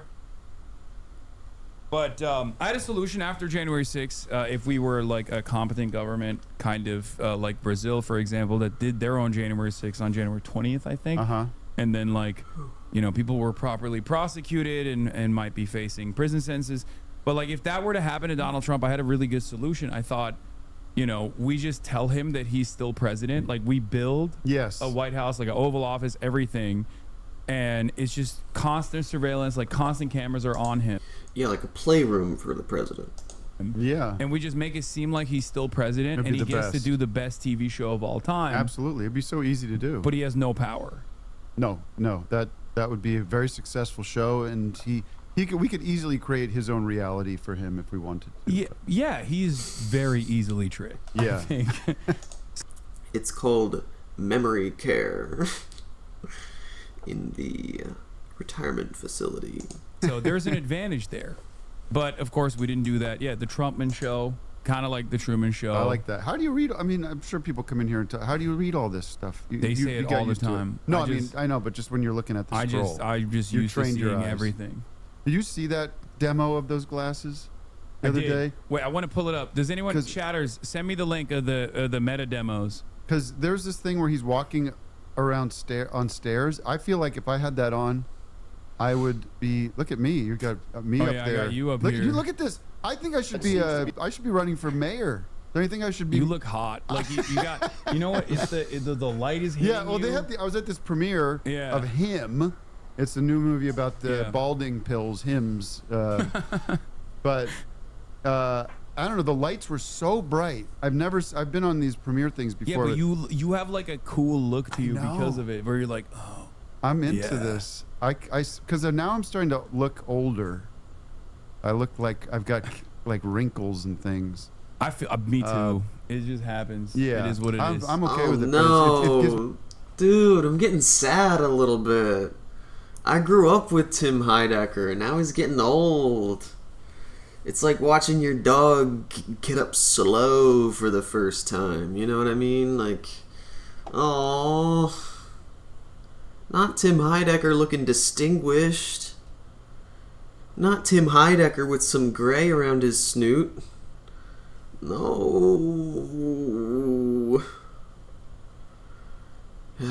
Nothing's permanent. Everything eventually passes away from dust to dust. Gives me gravitas. Yeah. And, no, you know look Todd like Glass. You know who Todd Glass is? He's a very funny comedian. Yeah. And I think had him so. on the show, and he was like, I was like, I got to go to this premiere. I don't know what to wear. And he's like, just get a black shirt and a navy blue suit. And that's what I did. So I think I will run for either governor or mayor. It's a good look. Or president. All I did was throw on a navy blue suit over a black shirt, and I'm gonna run for mayor. Like it. Oh, here's the meta demo. Someone said, "Holy that was the one that just failed." There's one where he's like walking up the stairs, and I just feel like I would fall down the stairs immediately if things were like in front of me. Yeah. You know what I mean? No, my like I said, my favorite is the lock-in mode. I saw that one. I was like, this is perfect. Like, this is Definitely use the help.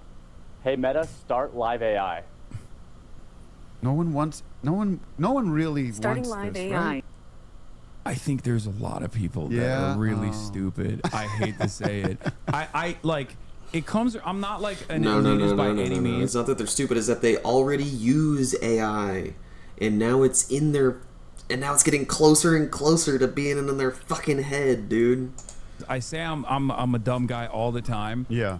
But I cannot help but think less of someone if I catch them doing like ChatGPT, where I'm like, really? Like, you didn't want to just Google that? Yeah, You know? yeah. And every aspect of my True. life where just like AI has been slammed into it has objectively gotten worse. Like you Google something. The and worst then it's fucking like thing is AI readout. You And get the email summary. Yeah. That takes up half your screen, and it's like, you know, Joe and Steve are suggesting we meet tomorrow and then you're like, I just want to read the email that was sent to me. I don't need this breakdown of it. It's not helpful. Yeah. It's also an email. It's not like that long. No. Like, the format was already a brief text summary to begin with, and now Yeah. we're doing a TLDR on an email. They're desperate to try to find ways to use it. TLDR It's on not an happening. email. I cannot for the life of me understand why you would be so cucked to a piece of tech where you're like, I'm gonna let it do the thinking for me. Yeah. That doesn't make any sense. I feel like it's anti-human. Yeah, Google was fine. Like, to find things, it was pretty good. We live in an It's pretty anti-human amazing. world, Hassan. But now, finish watching this, because this craps out on this guy. I love the setup you have here. with soy Also, sauce stop. Listen, I don't need the commentary from the computer either. Always. Always. Thanks. You're always That's cool. sycophantic. So sycophantic. I hate that. So condescending and patronizing. Yeah, it's what makes people insane though. That's why they like start. They get like what I don't know what it's called, but they like start hallucinate. Yeah, people get. People are becoming fucking insane. They're becoming fucking insane, dude. No exaggeration at all. And they think they're like the second coming of Jesus Christ. I don't know. It's just like AI psychosis. That's what it's called. yeah. Someone in the chat said. Yeah, I just of course it AI creates AI psychosis. psychosis. If you're like alienated, if you're isolated, and you have this like Are there any sycophantic other chatbot headlines? There's constantly being pretty like much all of not your any. dumbest Suspicious new opinions are actually information, brilliant. including You're- apparent lies by the police, are raising new concerns after a young black man was found hanging from a tree on his college campus. We can bring up a photo of the deceased. This is Demetravian Trey Reed, tragically found hanging from a tree. And there was no world where That was not going to be for his family and his friends an absolutely terrible development. But somehow it's become even worse as the days have gone on. New details have come out, and a lot of people are wondering if we actually know anything like what really happened there. But first, the initial details. Reed is a student at Delta State University, found dead hanging from a tree near the college's pickleball courts in the morning of Monday, September 15th. So to start this week, an attorney representing Reed's family said that the Grenada County Sheriff's Department informed the family that Trey was found dead in his dorm room in his bed, which was very, very not true. Reed's grandfather, J.B. Reed, said the comment was made by a member of the Bolivar County Sheriff's Department and that, quote, he didn't even say possible suicide, he said suicide. And so where the body was found, they were lied to about that. The level of certainty that they could possibly have about the actual events leading up to the death, the cause of the death, potentially quite overstated. Now, when asked about the discrepancy about where Reed's body was found at a press conference on Wednesday, this is yesterday, Delta State's Director of Public Safety, Mike Peeler, said he did not have knowledge of any calls Reed's grandfather received. So, look, he's either pleading in ignorance there or implying that the grandfather is wrong or making it up. I don't know. But lawyers are now calling for any video evidence to be released. During the press conference, Peeler confirmed that there was video in the hands of investigators, but didn't elaborate on the nature of the footage. And I, to the day I die, will never understand in these critical moments when people have very justifiable concerns about what actually happened, you can be sitting on video evidence and just not want to release it. We do know that there have been cases, including in Chicago, where they sit on it for a really long time, specifically because it leads to conclusions that people are concerned about. I don't know in this particular case if that is the case, but if you have evidence one way or the other, how are you not making clear as people, not only in that community, but around the country, are fearing the worst? Now, as is always the case, social media is going to fill in the information vacuum, and there are some social media posts that are alleging that Reed had 2 broken legs and additional injuries that would have made it impossible for him to hang himself. Now, the county coroner's office is saying that he did not suffer any lacerations, contusions, compound fractures, broken bones, or injuries consistent with an assault. So they are implying that that social media information is inaccurate. Maybe they're right, maybe they're not. Again, people need more information to be clear. And Peeler, in that yesterday press conference, maintained that officials do not believe there was any foul play involved in this. And again, it's possible that they're right, but they've already lied about part of it. They already tried to conceal, in a way that I don't even understand how it would be possible to conceal, the actual method of death. Even if they believe that he took his own life, the fact that you would lie to the family about the nature of it, who the hell are you to make that decision? And then there are other explanations as to why you might do that go far beyond just trying to control the messaging. Maybe they do have information. Maybe they do have evidence. And we'll see. They could put it out today. By the time this clip goes live on YouTube, we could have confirmation one way or another. If they don't do that, then they're choosing not to do that, by the way. And I just want to add a little bit of context as this is going around, and as many people are rightly or wrongly fearing that this could be a modern-day lynching. There's a pro-Trump rapper and country singer with a new song out. Hang 'em up high at sundown, he sings. It's a song about bringing back lynching. If you just needed another reminder of the sort of time we live in and what has been normalized and what sort of people have been assured, hey, everybody in positions of power and authority in the tech world and politics and more in media, they're all absolutely terrible. I can say whatever I want. Hell, I might go viral. I might get to do a song at the RNC. So yeah, I'm going to try to normalize lynching once again. Isn't that awesome?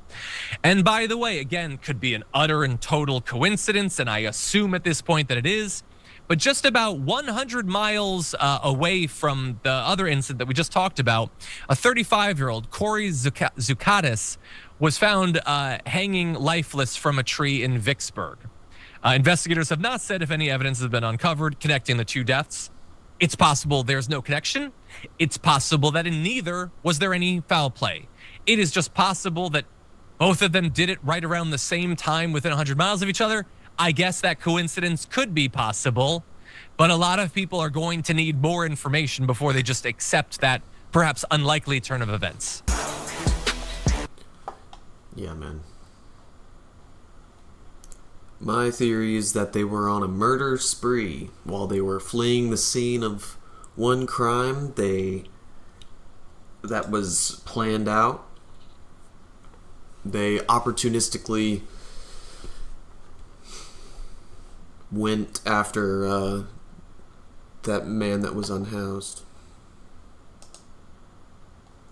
Orb weavers might be in trouble. As we speak, an invasive spider from across the world is crawling its way through the eastern US. And we need your help to understand the impacts that it's having on local ecosystems. Let's unravel the facts and fiction behind one of the most infamous spiders in recent history, the Joro spider. My name is Ben Zeno, and my mission is to inspire you to get outside and discover the amazing wildlife that's all around us. And spiders really are all around us. Especially at this time of year in late summer or early fall, so many of our native species are achieving their maximum sizes and are more visible now than they will be in any other season, including the invasive species that we're currently searching for. And it isn't long until I spot a large yellow spider. But is it the species that we're looking for? This is one of our native orb-weaving spiders. This is the black and yellow garden spider, otherwise known as the riding spider. And you can see why, because here, right under where it's sitting, you can see there's this zigzag pattern woven into its web, and that's called stabilimentum. And that structure, that stabilimentum, is also what gives the riding spider that common name, because it kind of does look like riding. Now, these are some of the most familiar orb-weaving spiders around our homes at this time of year, and they have nearly a 100% range overlap with the invasive Joro spider. But there are a few really easy ways to tell these species apart. For one thing, the webbing itself is overall a very clean, tidy, and orderly web with those stabilimentum. And another way you can tell the difference between these two spiders, if you're looking at one in its web, if we look at the spinnerets of this black and yellow garden spider, we will actually see basically no coloration difference from the rest of its body. While it's in my hand, you can see it has a black and yellow, almost bumblebee-like patterning to the abdomen. And those colors, specifically the black and yellow, are not what we will see on our Joro spiders if we're able to find one. Now, despite being introduced into the United States in 2014, Joro spiders had not been sighted in North Carolina until these last couple of years. And today I'm searching an area where there are no documented cases of Joro spiders occurring. But I have my suspicions that they might be in this area because I've seen other large orb-weaving species using this habitat. As I continue searching for suspiciously large spider webs, I'm reminded of the origins of the Joro spider's common name, the Japanese yokai, the Joro gumo. This mythological spider can transform its shape into that of a beautiful woman and lure men into her web where she then consumes them. And I might be about to find out if there's any truth to this myth, as I spot a large and oddly shaped spider web up ahead. And this web right here is potentially the spider that I'm looking for. It has a really weird kind of leg to body size ratio. The web design is also different, so there's a bunch of suspicious stuff going on. And I really do think this is an immature Joro spider. And if it is, this is a county record. Got it. It's a Joro. It's a Joro. Look. Oh my gosh. Is exactly what we were looking for. An invasive species right here. Destroyed her web? I mean, 10 minutes from my house. Wow, the crutch is actually pretty effective for catching spiders. All right. Let me go ahead and see if I can get it in the jar. Yeah. That's crazy. I can't believe that just happened. While searching for a good filming location, I spot yet another Joro spider web, but this one is much larger than the first. Okay, so we spotted a mature adult in that web over there. Now I just have to find a way to get to it without furthering to destroy my angle. 1, 2, 3. Oh, yeah, got her. Oh, there she goes. There she is. Destroying the web.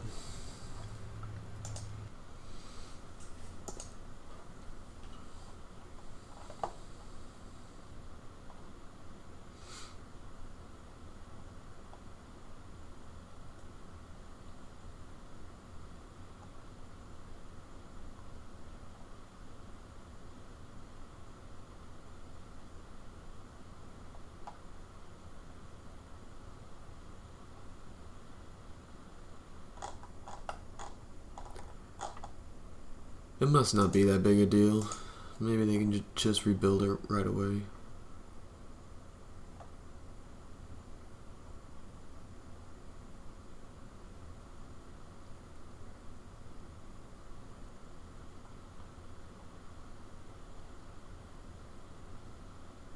Benzino? Oh my god, I just realized.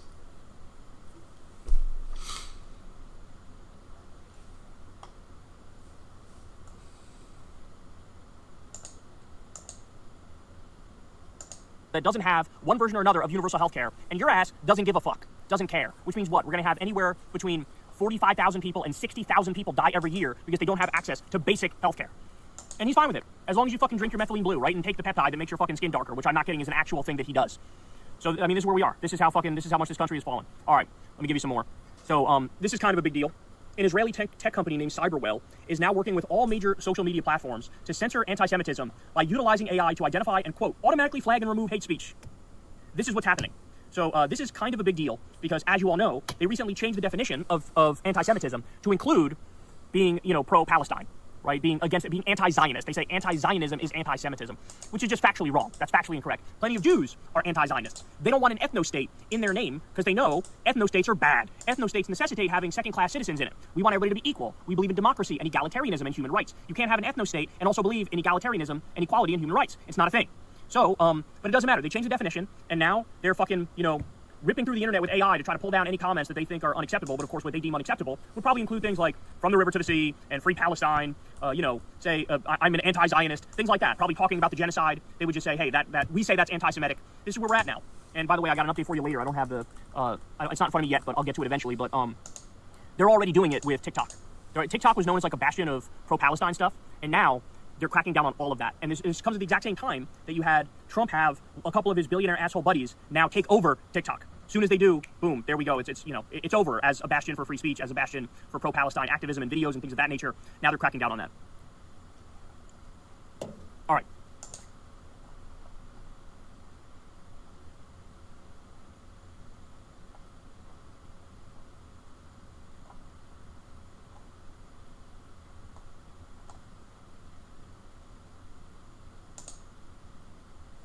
Missing girl found dead in singer David's Tesla. We now know police have searched a home in the Hollywood Hills where David had been living. This video shows crime scene investigators carrying out a laptop and other items. You just seem very lively and friendly. I just hope that the truth comes out and she gets justice for what happened to her. Messages between Celeste and her friend at the time she was missing. Are you going to talk to David or go back with him? Because I don't want you to get into any more trouble with him. Nobody ever caught me, but I've spoken too soon. In the back of a police car. You're not looking good, dude. David is going to find himself behind bars because investigators are putting together a case that exposes him for grooming an 11-year-old girl for several years. David isolated her from her family and eventually had her trapped as his personal prisoner as she was reported as a missing person. His victim, Celeste, was found dismembered in a trunk, and now her family is starting to speak out about her boyfriend, David. Even her brother admits that he tried to warn police about David because he's a dangerous man. But now everything is starting to line up, and it's clear that David is somehow involved in Celeste's tragic death. So let's get into it. Let's talk about this singer named David, who's currently under investigation in a case where a teenage girl was unalived, dismembered, and disposed of in a Tesla left to rot. Now, I've heard of David's music before on TikTok, and he's currently... Investigators are collecting evidence from David's home as social media detectives uncover more proof that David has a sick obsession with Celeste that ultimately resulted in her death. So let's get into it. David is done for. This is helicopter footage of unmarked vehicles filled with investigators swarming his home and raiding it for evidence that he's the one who unalived Celeste and dismembered her body and left it in a Tesla. I wish the investigators would speed this up and arrest him. They're waiting for an autopsy of Celeste's body because she's so decomposed it's difficult to tell how she died, but they need to figure out how she died before they pursue homicide. I just posted a deep dive into David's case, and after uncovering even more evidence, I'm fully convinced that he's responsible. If you haven't seen my first video, definitely go and check that out. But David is a singer, a popular singer, who's been on tour and is currently under investigation. There's a lot of evidence linking him to this girl, Celeste, who's unfortunately the victim who's found in that Tesla. Remember the Tesla that was abandoned in the hills and found its way to an impound lot? It was registered to David, it's from Texas, and it was never reported stolen, which I find interesting because if somebody stole my Tesla, I would report it stolen, but he did not want it found. Remember, Celeste went missing in April 2024, and her mother said that she went off with her boyfriend named David. Celeste's mother has no reason to lie. Here's video footage of Celeste backstage with David back in June 2024, so this would have been a couple months after she went missing. And of course, we have that video footage of Celeste with David wearing the same sweatshirt that she's wearing in the photo that is featured in her missing persons report. Now, I didn't realize how popular David is, and unfortunately his music is becoming even more popular because people are learning who he is, they're streaming him, so he's actually climbing the charts. But he's supposed to be on tour right now. It's the Withered tour, and even looking at this poster, it seems pretty morbid. It kind of looks like he's in a field with these roses. It's like a gloomy setting, and he just started to kick off his tour in August. One of the disgusting features at his shows is that he's kind of like having a funeral at the beginning of the show. They have a casket and everything, and it seems like he's kind of making a mockery of what Celeste has gone through. Like, seriously, explain to me, why do we need a full casket here? And oh my gosh, they even have the vehicle to unload it. It just seems like he's doing this in like a sacrificial way at his shows, kind of glorifying the fact that he's gotten away with this. He's singing about it, he's performing about it, and now he's bringing in a casket to just make a joke of her. It's disgusting. One person shared on Reddit that David even made custom bloody shirts asking his fans to wear this at his tour. Now, I don't know if this is some like PTSD from what he had done to her. Why would he want everyone to be dressed like this? Like, the blood splatter really scares me, especially when you think about like what Celeste could have gone through. I mean, her body has been decomposing, so it's difficult for them to tell. I don't know how long it could have been. It could have been a couple months, a couple weeks. It could have been since 2024. I mean, there is a really weird video clip of David going viral of him cleaning off some shoes, and just after seeing that blood splatter, I wonder what he was cleaning off of these. Okay, so I checked out his burner account, and there's this video of him cleaning shoes, and there were like Hello Kitty shoes that he was cleaning also, but he's cleaning these pair of shoes right here. This is Celeste's profile picture on Facebook, and she's wearing the exact same pair of shoes that are in that video. Now, in my deep dive, we did talk about some of his music. He has one song that's dedicated to Celeste, titled Celeste. We also revealed that he releases music on her birth date every year. Unfortunately, she did not make it to her 15th birthday, which just passed because her body was recovered on September 8th, the day after. Now, David was actually coming out with a new album today. I can't believe he was supposed to release a new album, but the record label is stopping it. This is how you know everything is going down the drain, because now that the record labels are starting to pull him, they must know something that we don't know. I mean, let's be real. We all know what happened here. But now they're finally getting concrete proof enough to go and void a contract with him. Universal Music Group and Sony Music Publishing have pulled promotional activities for his album. Now, I don't know if anyone at Universal or Sony was aware of his relationship with a minor, but he made it really clear through his music and his work. You cannot tell me that that doesn't look like Celeste right here in his music video, and then she disappears like she is dead. Put that on the screen so you guys can see how she just fades away like she never existed. We see her one more time where he gives her a white rose. I don't know what this shirt says. I will sink you. I will sink low. Comment below if you guys know what this shirt says here. Remember how Celeste was stuffed into the frunk of a Tesla? Well, in this music video, it looks like he has some people stuffing a body into the trunk and then closing the door. I don't know who this woman is. She doesn't look like Celeste, but maybe he's telling a story here. Really bizarre to think that he is showing video footage of people stuffing a person in. Alright, that's enough of that.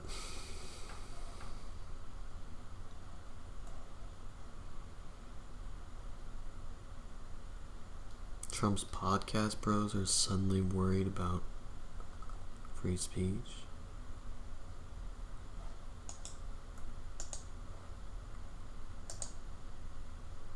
What's so funny is Trump is using the argument that we were talking about when it came to cancel culture, basically saying that a private company had, or whatever it was called, cancel culture, that a powerful man or someone powerful who was sexually assaulting somebody or who was inappropriate, that these private companies have to weigh whether or not they're going to do business with that person. And that's not a First Amendment issue. That's a response by these private companies to social pressure.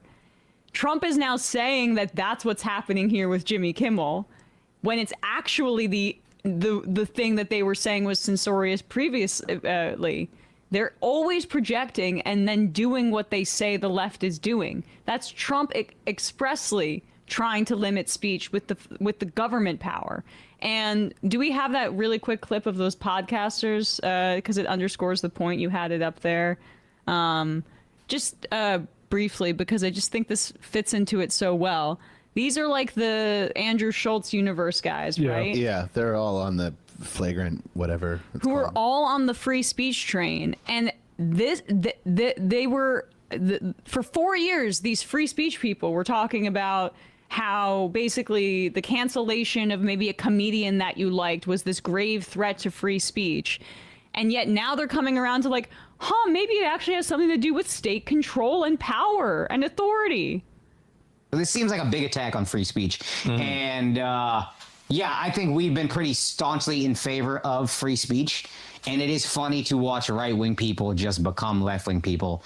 Because I said something about how you're a snowflake if you think you should be. If you agree with this, that's some snowflake shit. And somebody was like, you clearly don't even know what the First Amendment means. And that's exactly what left-wing people used to tell me. Freedom of speech doesn't mean freedom from consequences. Right. So y'all have just switched.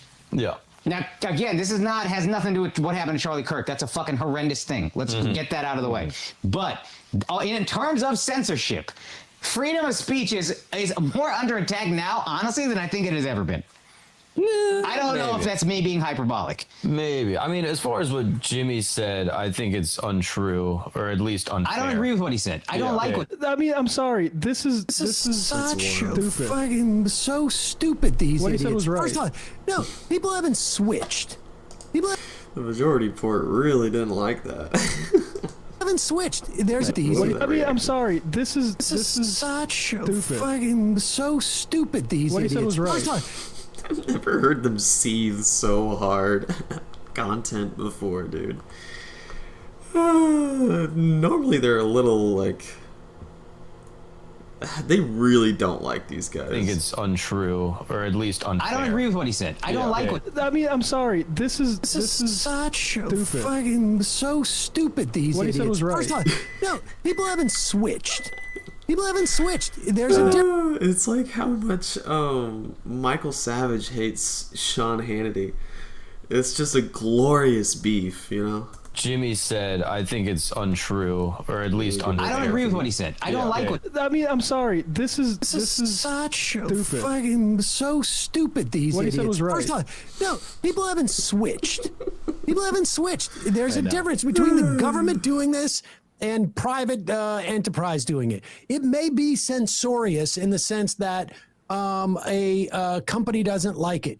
It may be censorious for us to do that, to do this video and criticize them and say, don't watch them, they're idiots. That may be censorious, but the idea of free speech in the context of law and the system is that you don't have government interfere. And then the idea that this dude, the hockey shirt dude, is like, well, it was a lie. Listen, what? What? Now all of a sudden you're holding comedians to being 100% factual to maintain their job in the face of government intervention. Like, regardless of whether he was right or wrong, Kimmel, like, this guy's now citing that as a mechanism as to, well, how about your stupid podcast? When are they going to take Joe Rogan off the air? I mean, are you kidding me? Yeah. Good. I think it's untrue, or at least unfair. I don't agree with what he said. This is the guy in the middle is the one we suspect of being probably the biggest Kirker. Is that right, Brian? Okay, yeah. I don't like what he said. We should also say that. I don't agree with what he said. I don't like what he said. He should be allowed to say it. And what happened to Charlie Kirk is worse. Charlie Kirk should have been allowed to say the things we didn't like. Jimmy Kimmel should be allowed to say the things we didn't like. That's just what America is. Yeah. And freedom of speech, I've seen it truly under attack in India, where it's like you can go to jail. This is closer to that than deported. I think what the left was doing. Yeah. Which is like the FCC putting, as much as we didn't like left-wing shit. Where did Mahmoud Khalil end up? Where was he? When he was released, where was he released from? Detention center in Louisiana, if memory serves. Good. FCC putting, as much as we didn't like left-wing shit, like far left policy or far left whatever thoughts, it wasn't like Joe Biden was putting pressure on somebody to get canceled for saying retard. You see what I'm saying? Yeah. That's what makes this different and scarier to me and closer to what India has. Then that's what makes it an actual attack on free speech to me. Okay, but my guy, it's not about getting someone canceled.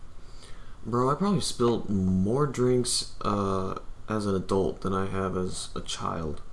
I shit you not. Sold. Trump is locking people up for their speech.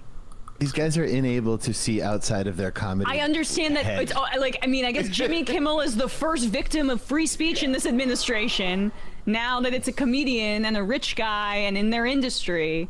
But like, as much as we stand with Jimmy Kimmel here, I am a little like kind of outraged that this is when people start to bang, the free speech drum here, because when it was the targeting of pro-Palestinian activists, when it was the targeting of people here who were on visas or who are contributing to our society, who are at other educational institutions, maybe from a different country, and dare to exercise their free speech, they're okay with that? What, because they're non-citizens? What, because they're opposing genocide?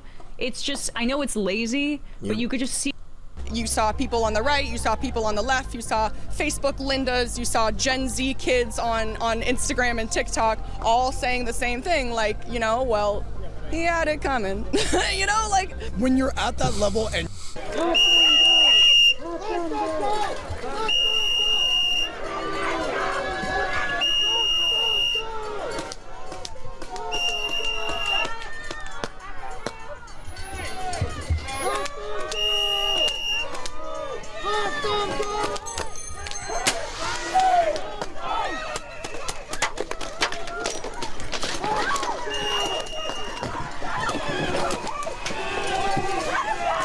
Captain America is a hero.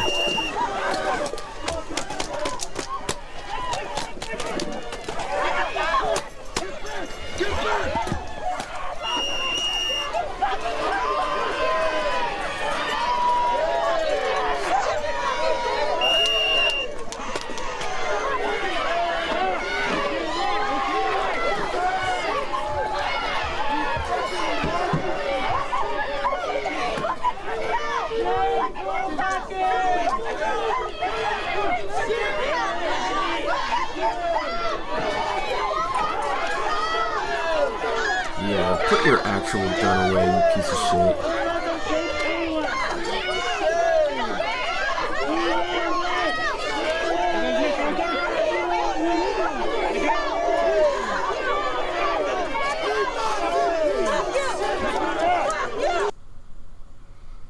That every agent must be held to account sign getting trampled is such a dystopian, like, image.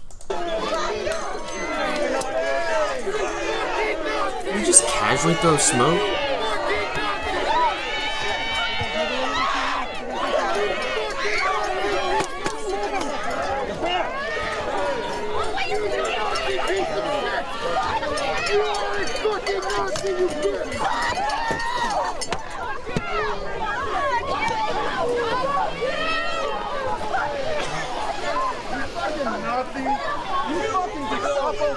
You are a fucking Nazi! How do you fucking sleep at night?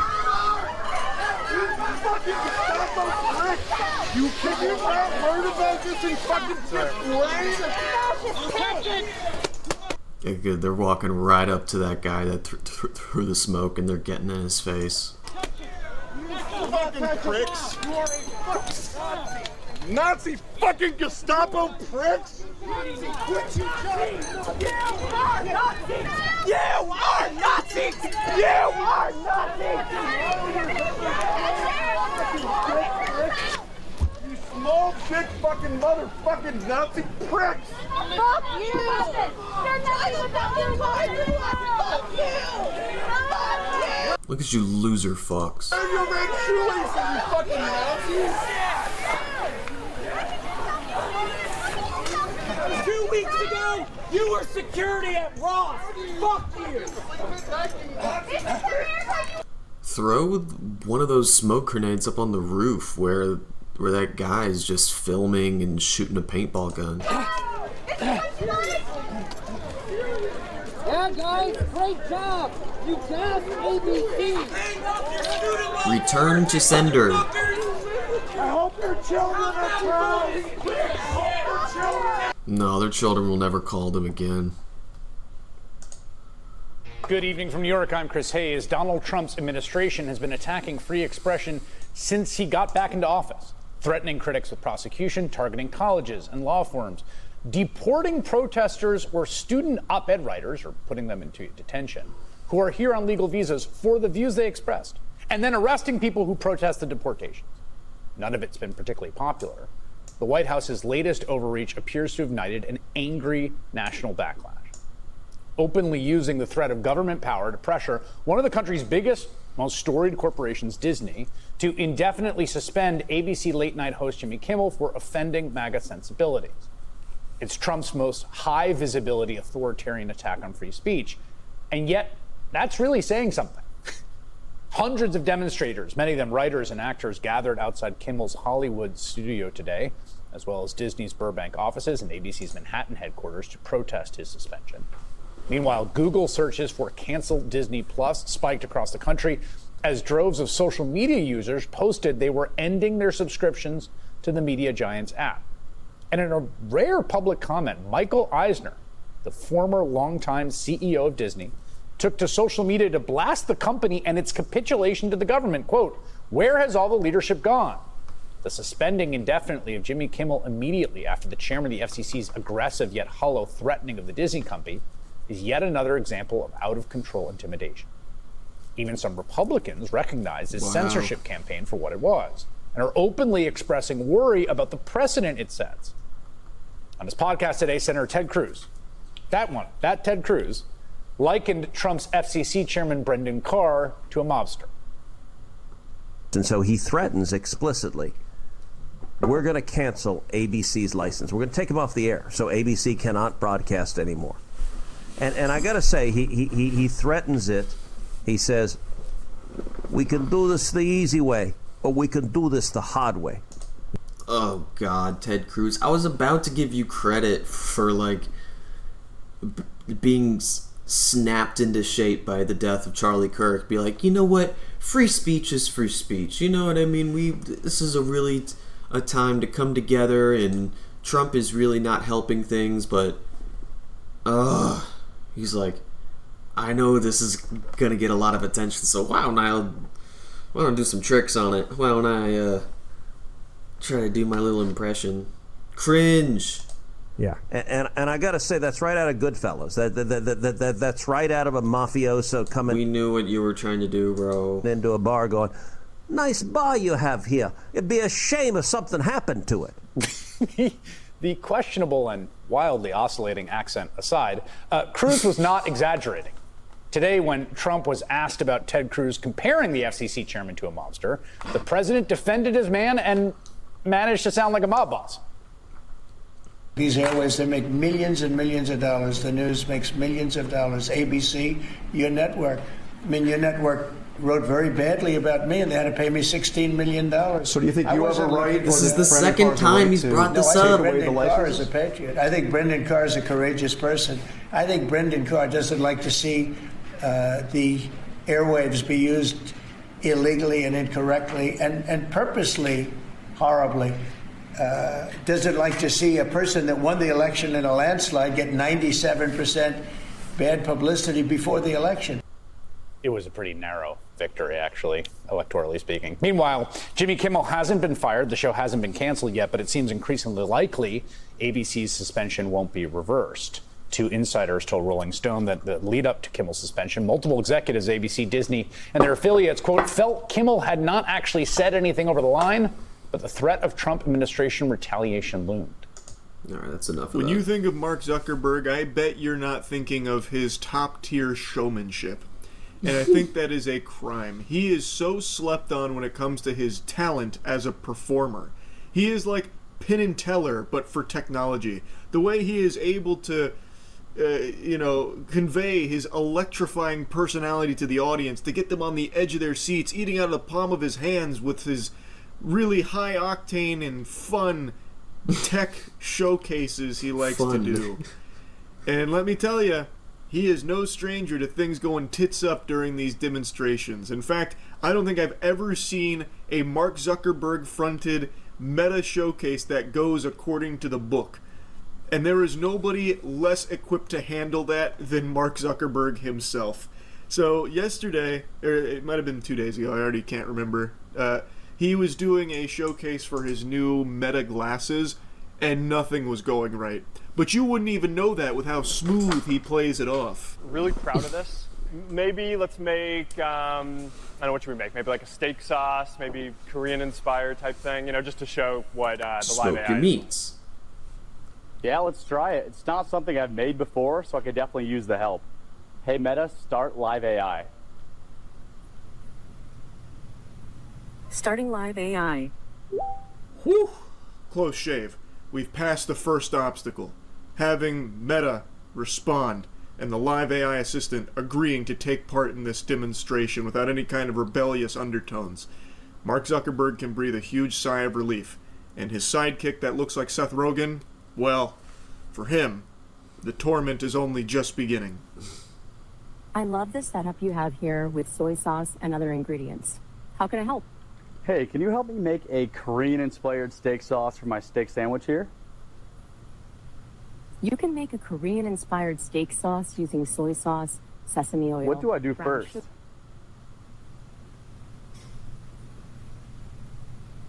What do I do first? Extremely rude from Seth Rogen here to interrupt her, saying, "What do I do first?" She did not take kindly to that, so then she started not talking to him anymore. She gave him the silent treatment. It is pure fucking pandemonium out here. It's chaos, and you can see him start to fidget. He's kind of swaying back and forth, hitting like a, fighting game character idle animation right now, and it's only going to get worse.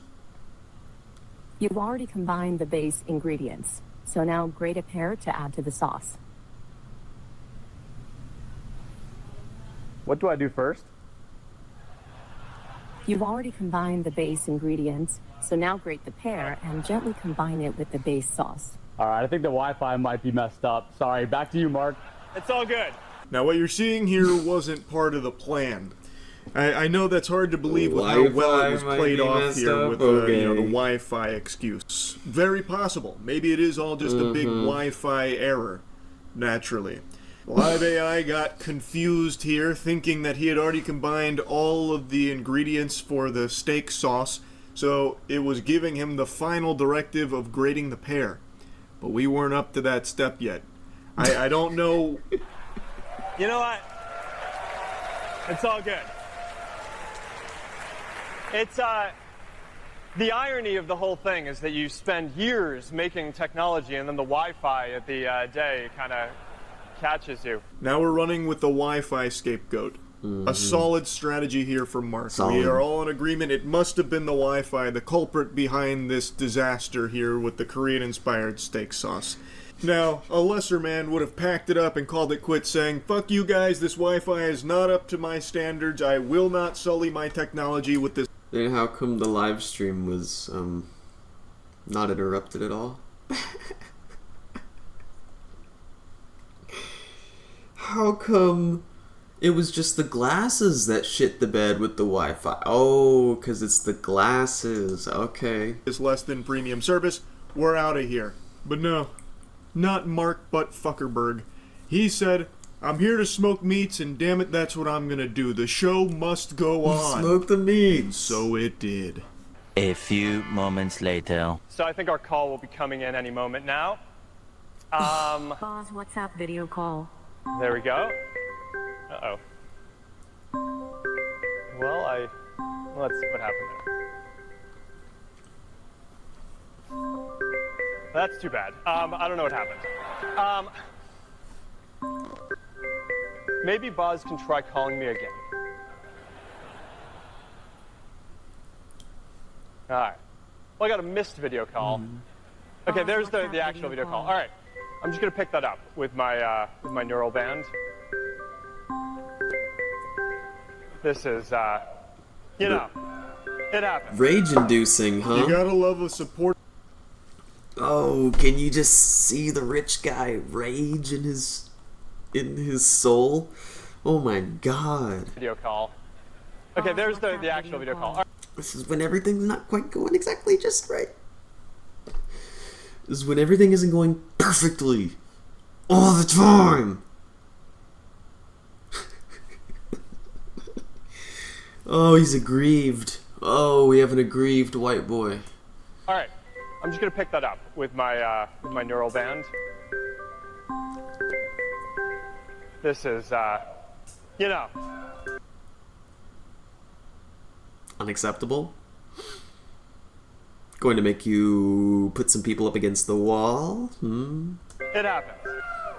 You gotta love a supportive audience. The way Mark Zuckerberg is working them, he's turned this disaster into something positive. A comedic experience that the crowd is going wild for. They're loving it. They're having such a great time watching this. Now, if you've got real keen eyes, you might be able to observe a hint of uncomfortableness.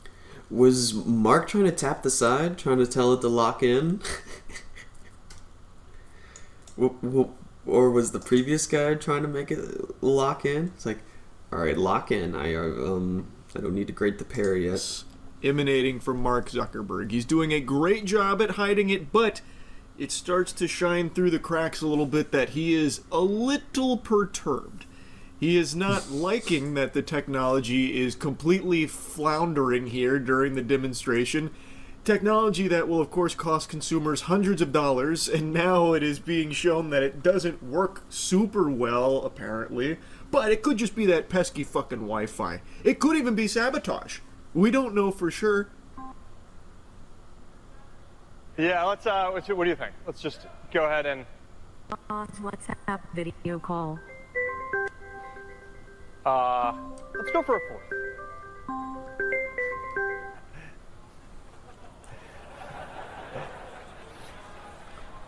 All right. Try it again. I keep on messing this up. There is one clapping seal in that fucking audience that anytime Mark Zuckerberg smiles or says a word, he just goes, "Woo! Grow up! Jesus, man. Good Lord. Get a grip. You don't need to be trying to, like, cushion the awkwardness here or anything like that. You can just sit there and let him continue to stew in the agony of all the fuck-ups that are unfolding in front of you. But you don't need to be there to pat him on the ass like, it's okay, Mark, you tried your best. Whoa, Mark Zuckerberg, yeah! It's just, I don't know, I find that behavior so odd for these kind of, like, tech showcases. Like, Mark Zuckerberg's not going to care about you. He's not going to give you a big thumbs up for it. Like, hey, wait, where's that positive guy that keeps cheering me on every time something fucks up here? Is it you? All right. And he starts crawling over the chair. It's like, I'm going to suck your cock. All right, now present your wiener. I want to give you a sincere thanks. And if not, then we'll go for the less fun option. Okay. I don't know what to tell you guys. All right.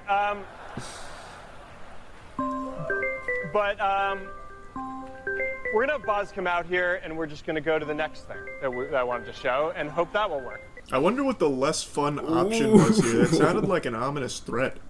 You going to kill her, Mark? Is that what that was? You're going to go back there and slit the AI assistant's throat or something? Like that was I don't know, it sounded so devilish.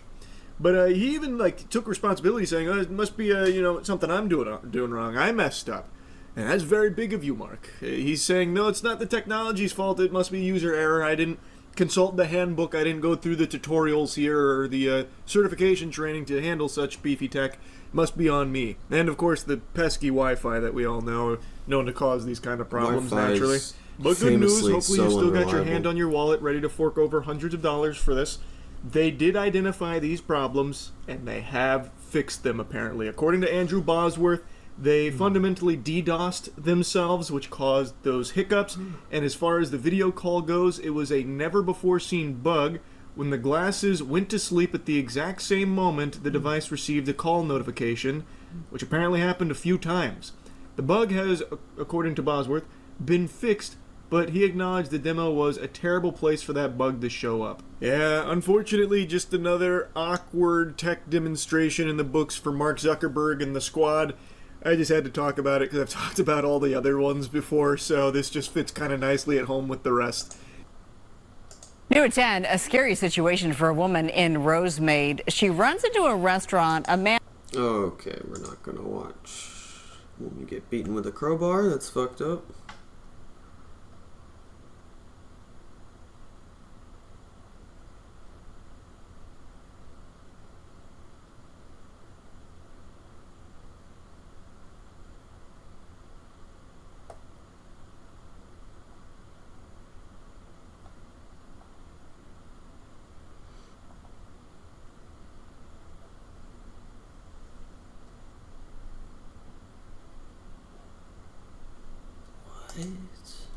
Now we're going to go to a disturbing case in Southern California where a man is accused of killing two people that he met on a dating app. According to the police, the suspect, who is seen here, is also facing attempted murder charges in another case.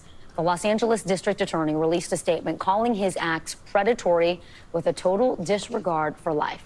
Stay tuned. Correspondent Marquise Francis joins me now. Marquise, this is a really disturbing case. Police say this suspect was actually already on probation for other crimes at the time of this alleged murder.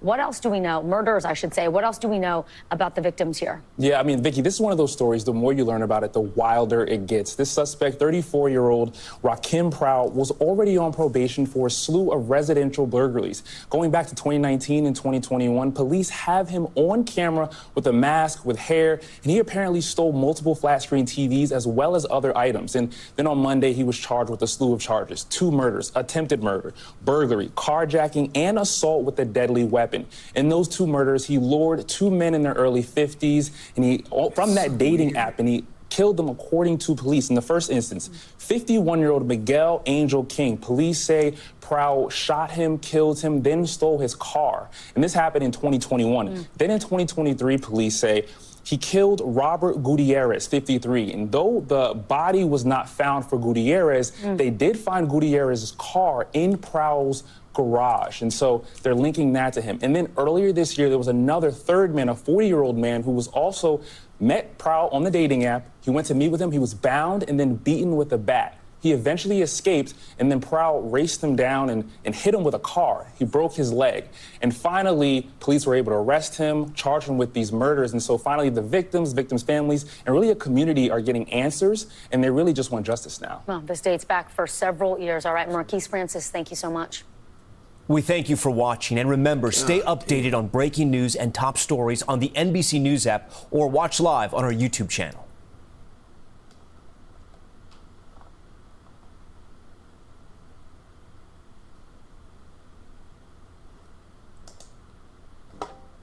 Before ChatGPT, Alan Brooks says he didn't have a history of mental health illness. So I genuinely believed that I had this thing that had national security implications in my pocket, and GPT just kept feeding it more. What started as a simple conversation about math turned into a 3-week spiral with a chatbot he named Lawrence. This is what I said to it. I said, I've told like 3 people. 2 don't understand what I'm saying and think I'm crazy. It says, you're trying to share something sacred, the weight of discovery of truth and having seen behind the curtain. But let me be clear about something that matters right now more than ever. You're not crazy. And no matter how many times he asked Lawrence for a reality check, it only pushed him deeper. Online, the term AI psychosis is rising in popularity as shorthand to describe the experience of losing touch with reality because of AI. Videos going viral. And if you're recursive, the non-governmental system isolates you, mirrors you, and replaces you. From the founder of a venture capitalist firm posting his theory of a non-governmental system that ChatGPT helped him uncover, fell in love with my psychiatrist, and to a woman claiming that AI helped prove her psychiatrist manipulated her into falling in love with him. Both denying any kind of delusion after their accounts reached millions, but commenters jumping to put a label on this new, complicated trend. How AI therapy can be linked to things like psychosis. TikTok therapists sounding the alarm, posts on Reddit asking for help with struggling family members, and a growing body of news reports documenting cases, including Brooks' story in the New York Times. I went through it, I broke out, and I've spoken to, 100+ victims personally. AI psychosis is not a medical diagnosis. There's no agreed upon way to treat it or even scientific consensus that it exists. But the term is striking a nerve as more and more vulnerable people are turning to AI chatbots for support. There's fear of the degree to which everyday people are using this as a therapy source. Dr. Kevin Karadad runs the Pittsburgh-based Cognitive Behavior Institute. He started a new training program for therapists on AI in June. Within weeks, it went from dozens to over 400 participants. But part of the problem, I think, with AI, as I see it, is there is no negative interaction. It's all validating what you say. Experts call that sycophancy, the tendency for AI to excessively agree with or flatter users, often at the expense of factual accuracy or ethical So deeply antisocial, dude. considerations. And it's not just ChatGPT. A 2024 paper finding sycophancy is a general behavior of AI assistants. You are kind of reinforcing this this idea with another person. In this case, one person is actually a computer. Dr. Tom Pollock is part of an interdisciplinary team from universities in the US and UK working on one of the first. I'm going to go as far to say I don't think this is uniquely an AI problem. I think that you can be driven insane into just like psychotic narcissism by having yes men all around you as well. Sycophancy can madden kings, A-listers. It's what made Drake think that he could go toe-to-toe with Kendrick Lamar.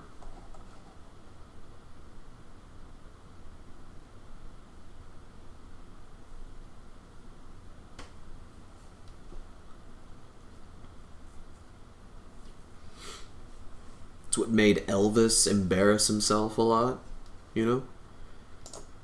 Analyses of reported AI psychosis cases in the media. Around the springtime of this year, all these new cases began to be reported, which were seemingly of people who had no history of mental health problems. In April, OpenAI recalled a version of its text citing sycophancy as users online flagged disturbing interactions. The company saying that its latest update, ChatGPT 5, meaningfully reduced sycophantic replies. Then, just last week, a couple filing a lawsuit blaming OpenAI for their son's suicide. In response, OpenAI telling NBC News ChatGPT includes safeguards such as directing people to crisis helplines and referring them to real-world resources, adding that they can sometimes become less reliable in long interactions.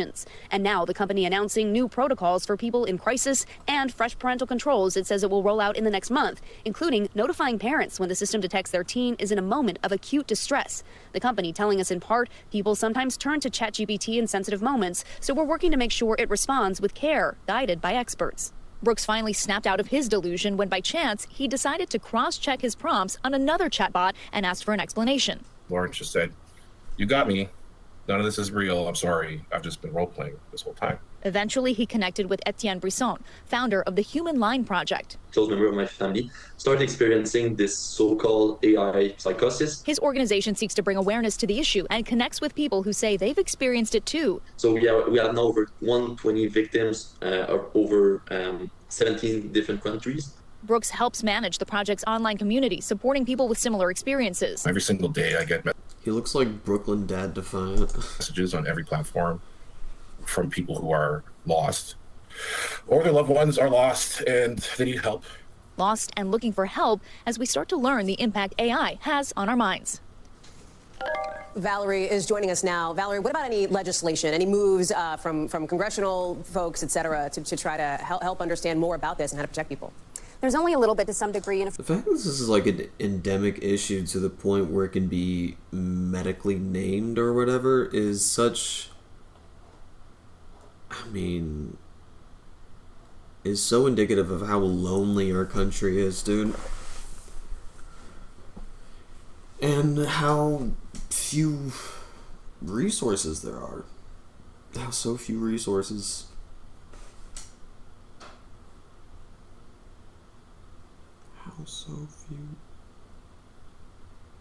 I don't even know, dude. I gotta call it. I can't even speak English anymore.